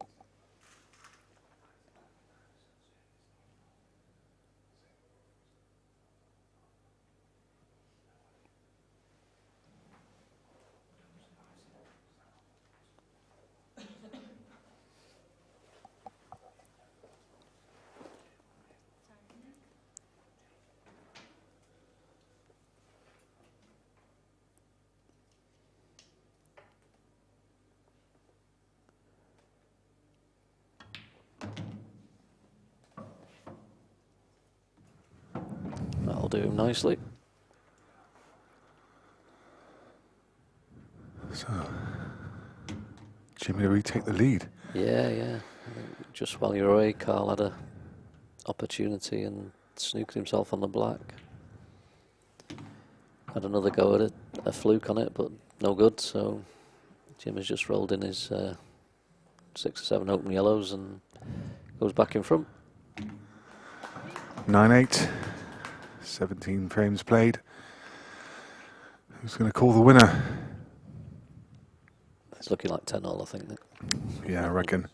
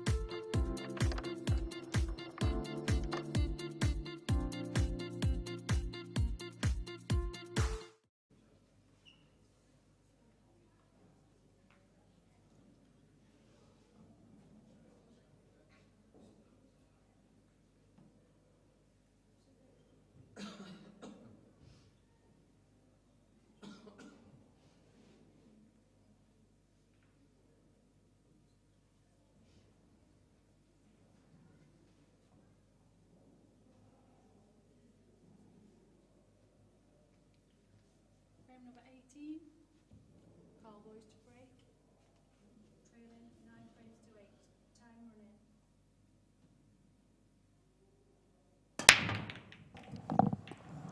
He put everything into that one. And the kitchen sink. But he's still gone dry. Now a big chance for Jimmy. They're wide open, aren't they? Yeah, he can take it to the hill now.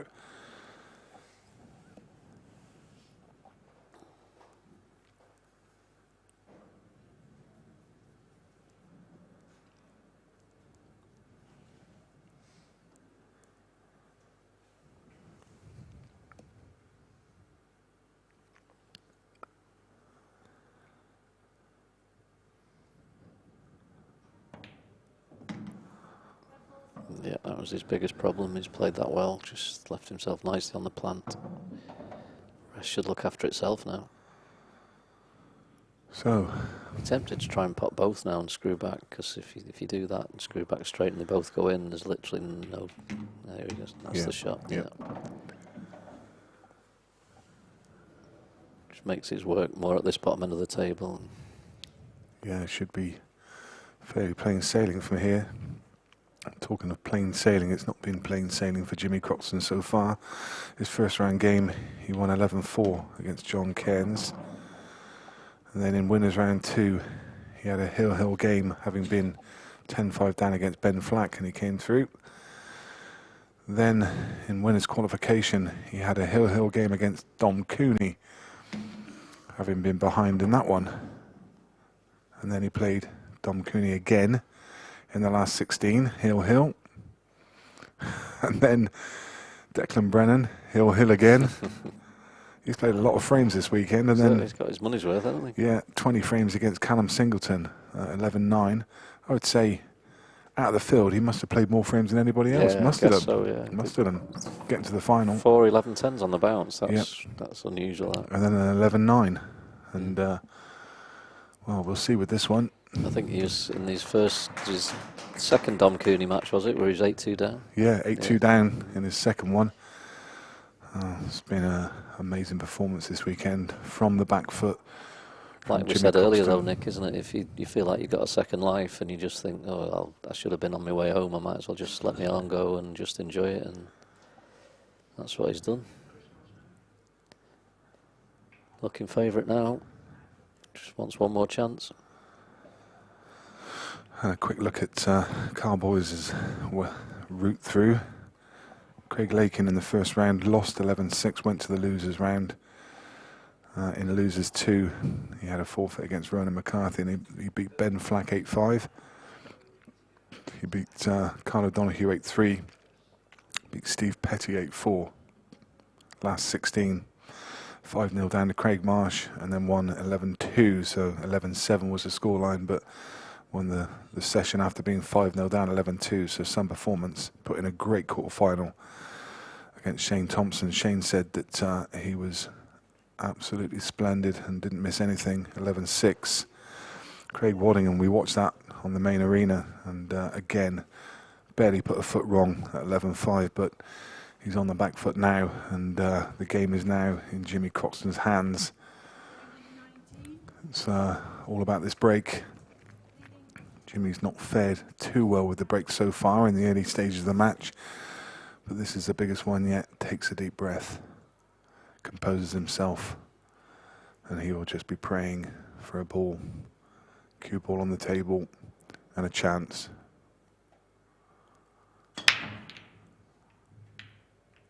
Yep. Got one. Just looked like that was tracking there. And It did. And the yellows look okay, don't they? I mean, he's got one yellow tied up on the left, but he's got a natural just to get it out now. First little shot just nudges it out. Yeah. So.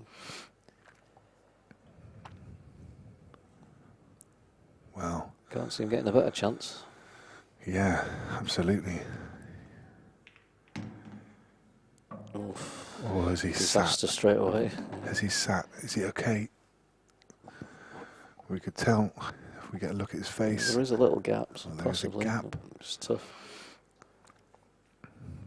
Might have been better screwing into that, I think. I'm not sure. He's got a wry look on his face. Maybe the one that are too close together just cuts, very thin cuts in the middle.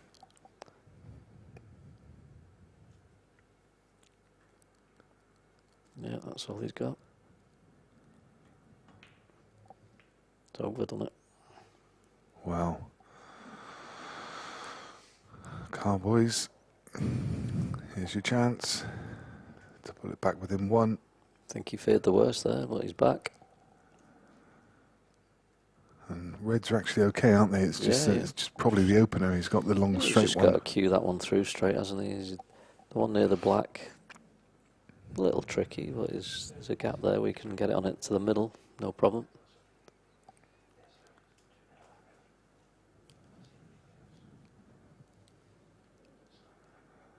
You've got to say that was unlucky from Jimmy. Did everything he could to nudge those balls out and just stuck pulled up. That's not too bad actually. I think he can hold it nice. Just drop this in, just bounce the cue ball off the cushion a few inches.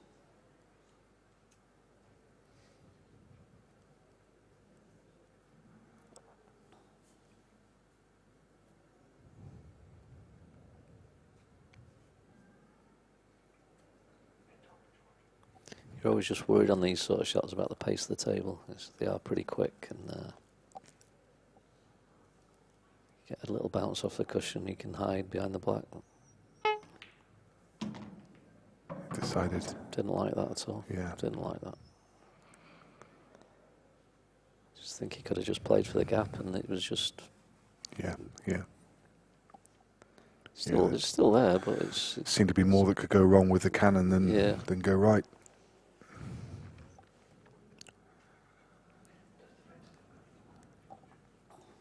Looks tight to the corner. It definitely goes to left middle if you can get down that side of the table. It does go, yeah. Mm-hmm. It's handy for him.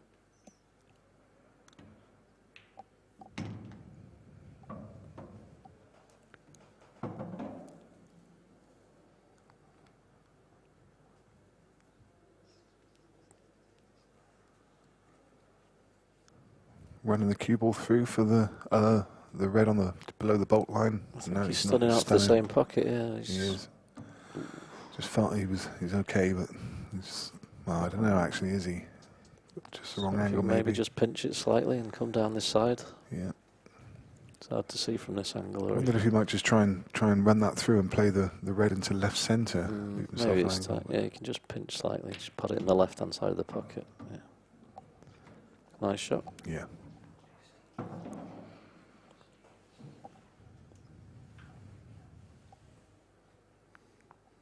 It's like he's screwing on off the cushion. Will Jimmy get another chance as good as that one? I've got to say, Jimmy didn't do too much wrong there. He was very unlucky to stick behind that red and not have a shot. So if they'd have come out, then that would have been the match for him.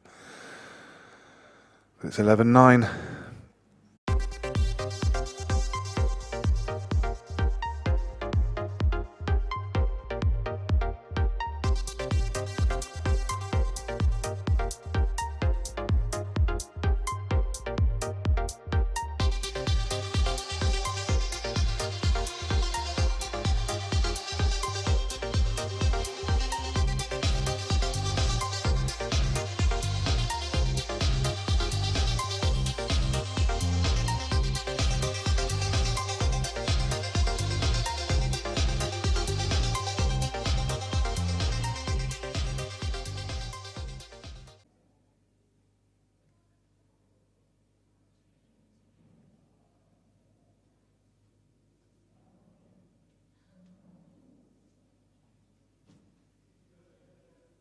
Frame number 20, Karl goes to break, trailing 10 frames to 9, time minute. Moving the cue ball across the left-hand side now.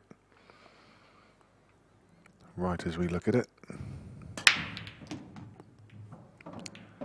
It's always nice when you hear one go in that early. It was literally split second after it hit the balls, there was one in, and you think, oh, that'll do. Oh, these are a delight. Jim will be having a little wry smile to himself. I think he's thinking it's decider time now.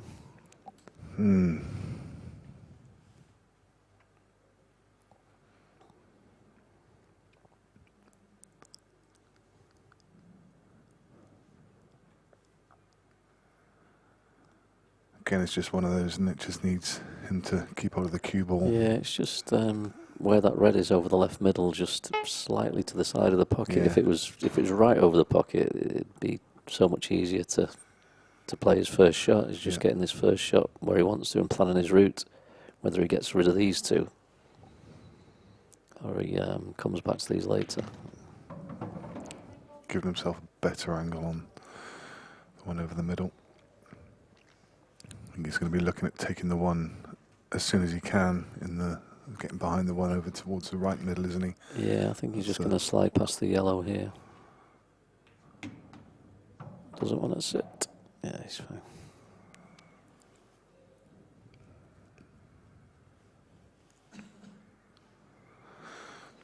Croxton over to the middle one, I think, now, like you say, Nick. Get on it early. Looks like he plays with quite a thick tip, Karl, doesn't it? A lot of lads play out. Ooh, again. Just about again. It looks like it's at least 9mm that cue he uses. You see some lads with just 7mm tips and stuff now. Yeah. Probably because he's played so much American pool, he didn't think he could probably go back to such a small tip.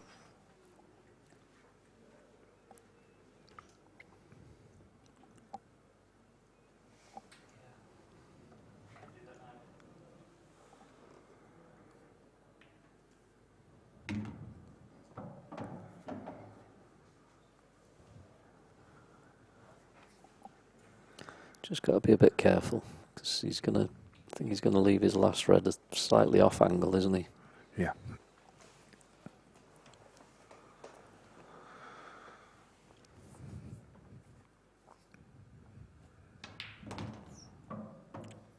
Ooh.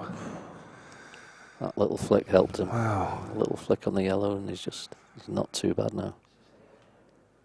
Heart would have been in his mouth for just a split second.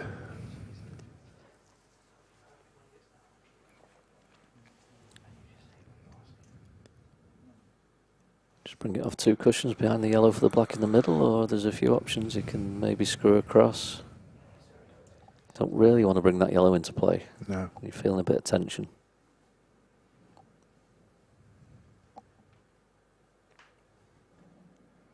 Big shot. Well. Not too bad to... A little. Oh. I mean... If he's dropping it in the middle, this is where you don't want to kick. Yeah, that's why he's having it cleaned. It's a shot where you could easily get a kick, and that's you done. So this is the ultimate of tension. I mean, just needs to focus. Just taking that extra second to recompose as well. It's a tough little black. he's getting this, Nick. Don't worry. You got your decider. I hope I'm not cursed him.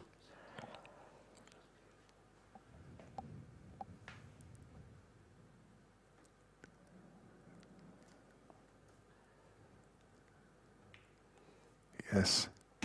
Yes. Middle of the bag. Never in doubt. 10 frames each. Well, it had to be, didn't it? It just had to be. Well, and this shows the importance of the lag early doors as well, doesn't it? Jimmy winning that lag, he's going to get... Well, does it show the importance? Because, yeah, I mean, Jimmy's... he's obviously had 10 breaks. I'd guess he's only sort of potted off 3 or 4 of them. Yeah, so, yeah, yeah. it's... Wow.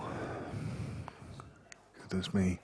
High drama in the final. You'd much rather be breaking, though. Like you say, Nick, it's nice to win the lag and have that break. At least you've had a go. Yeah. At least you know you've had a go. Yeah. It's in his hands.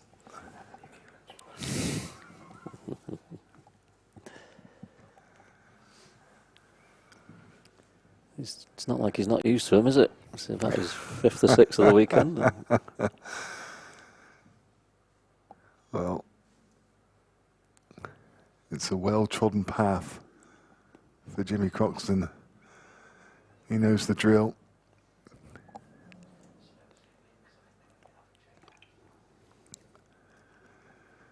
Ten frames each, nothing between these It's been players. a to and fro final, hasn't it? It's been a lot of swings. It's been good to watch. Yeah, it really has, yeah. It's great to see a few errors in there, isn't it? It makes it exciting. Yeah, definitely. It's been a super final.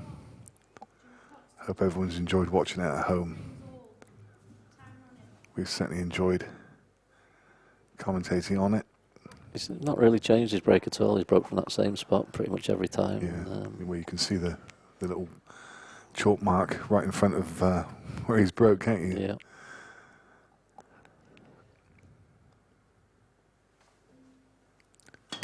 Massive break. Oh, ball. Oh. Oh, no. Got one as well. And he got one. Oh, no.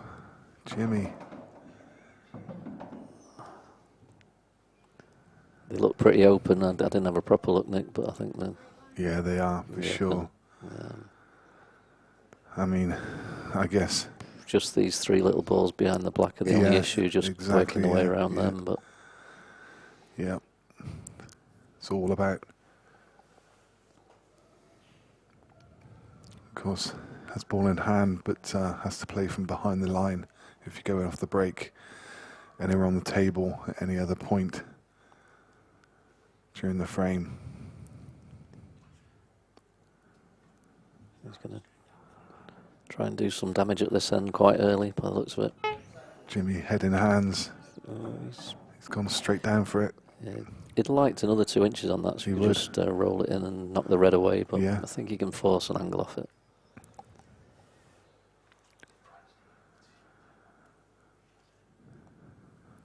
I think he's...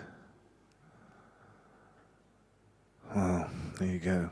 Just maybe a tiny angle. Well, got a cue one in that. He might have the cut by the red, or he can just cue the other one into the right. It's probably the safer shot that, you know, if you get it, you've won. But game ball, this one, eh? Yeah. Game ball.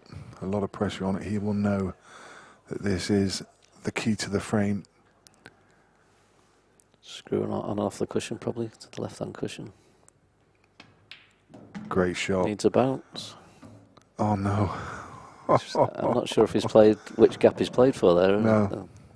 It was a great pot, but just overhit it a fraction. He was probably better off just hitting that with a bit more pace. I think I'd have liked to play for the other gap, because you've got the other one if you hit it too hard. Exactly, then, bigger margin of error, wasn't it? Yeah. Well, he's still got a shot, but another one that needs really good cueing.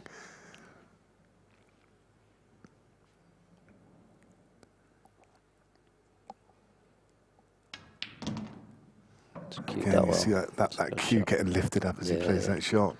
But he cued it really well.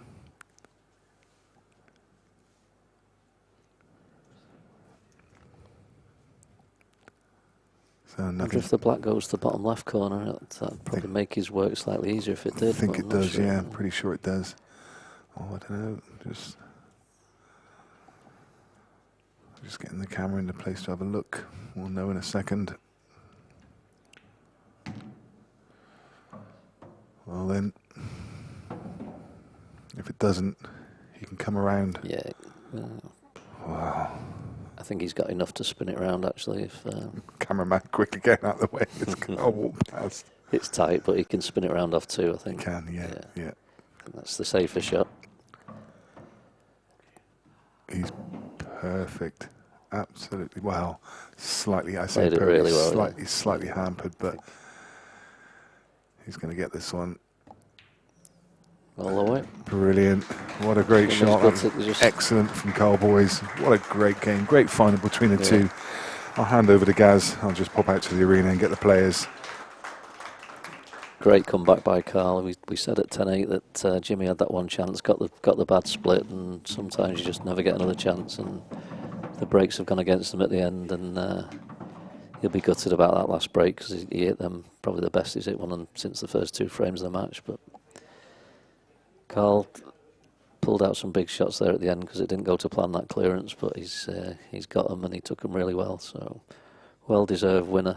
Didn't play quite as well as he did in his semi-finals, but great match to watch.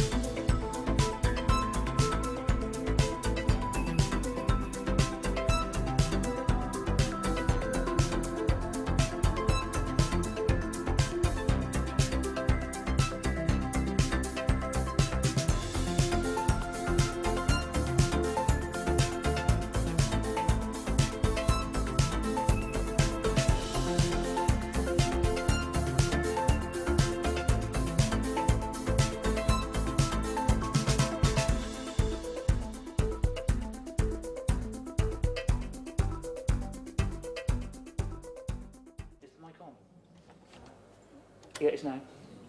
It's on. I'm sure you'll agree with me. What an amazing final, befitting of a great event. We'll get the interview with the players in the interview room in a couple of minutes. For Jimmy, just a stretch too far, Jimmy, but commiserations, great runner-up. We'll get your view in a minute. I know you're bitterly disappointed. I'd like to introduce Lee Groutin. He's going to present the trophy and the winner's cheque. Karl, boys, what a worthy winner. What a great event. Karl, congratulations. Cheers. We'll have a chat with you in a second. This one.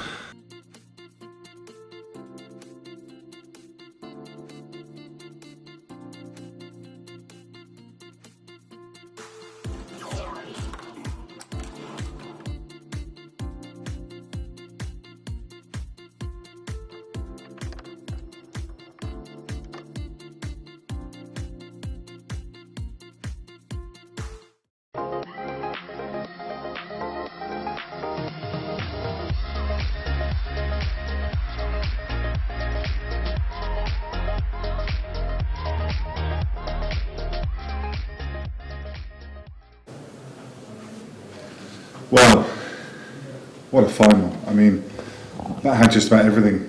My breath was taken away just even doing that presentation. Firstly, commiserations, Jimmy. I mean, that's... I mean, Hill games all through the weekend, and that was the fourth one, I think, but just came up short. Yeah, I think my break deserted me. I think it doesn't help, but obviously, you know, Karl doesn't miss a lot of the best of times, and didn't seem to have a lot to do for someone of his standard. Is, you know, them sort of things can't happen, and it always seems to happen at the worst time. I think to win the match, he went in off the break, I think, and I played a shot to get a bad ball out and tried not to just open him up and go willy-nilly. I tried to play a shot and I've left myself awkward. I know. If I leave myself on the middle, I don't think I can miss him, and it just changed the game. Yeah, of course. But obviously, fair play to Karl. He took every chance. He was given obviously a couple of mistakes both ways, I think. But over that distance, you're going to make a couple. But I think they were minimal given the pressure. Yeah.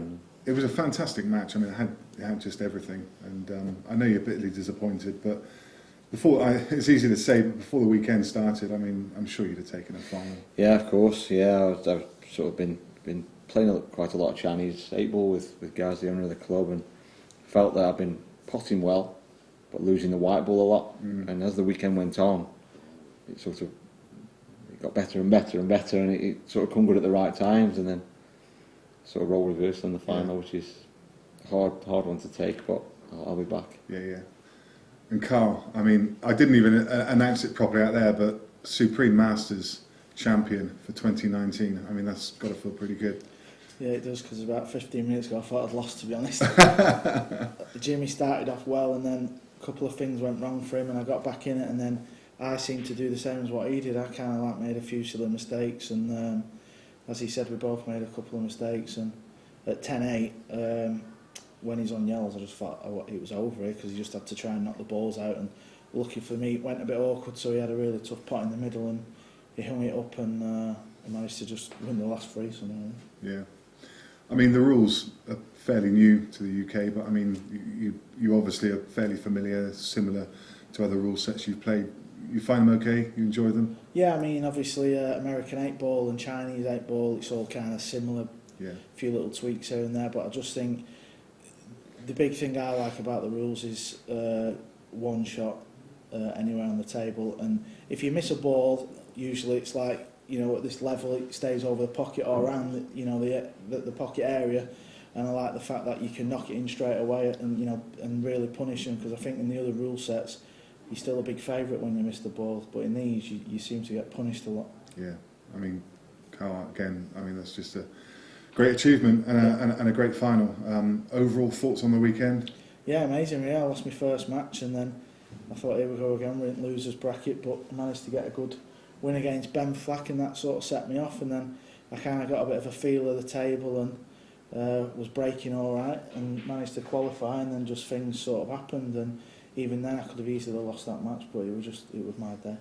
And does this get you even more invested in English 8-ball? Are you starting to feel a little bit more of a buzz again for it? And I like competing, but I've never been a big practicer. That's always the Yeah. problem. That's Yeah. why I often lose first round in winners bracket or second round, because yeah, I feel like I've never held a cue before. But if I can just get a few matches under my belt, I'm a bit of a danger. But I just can't believe I've won the event. Really, amazing achievement. I didn't win a tournament like this when I was playing. so to just come back and win. I was going to say, this is pretty crazy. probably your biggest achievement in English 8 ball, isn't it? Yeah, Kenny beat me, Lee Kendall beat me in the semis of the World Masters about 2 years ago, and I thought, oh, I've done well, I get into the semis, but this tops that one, so that's nice. So both of you, I mean, obviously back here on July the 19th, Jimmy, you'll be looking to go one better. It'd be nice, yeah, it'd be nice to keep up the form.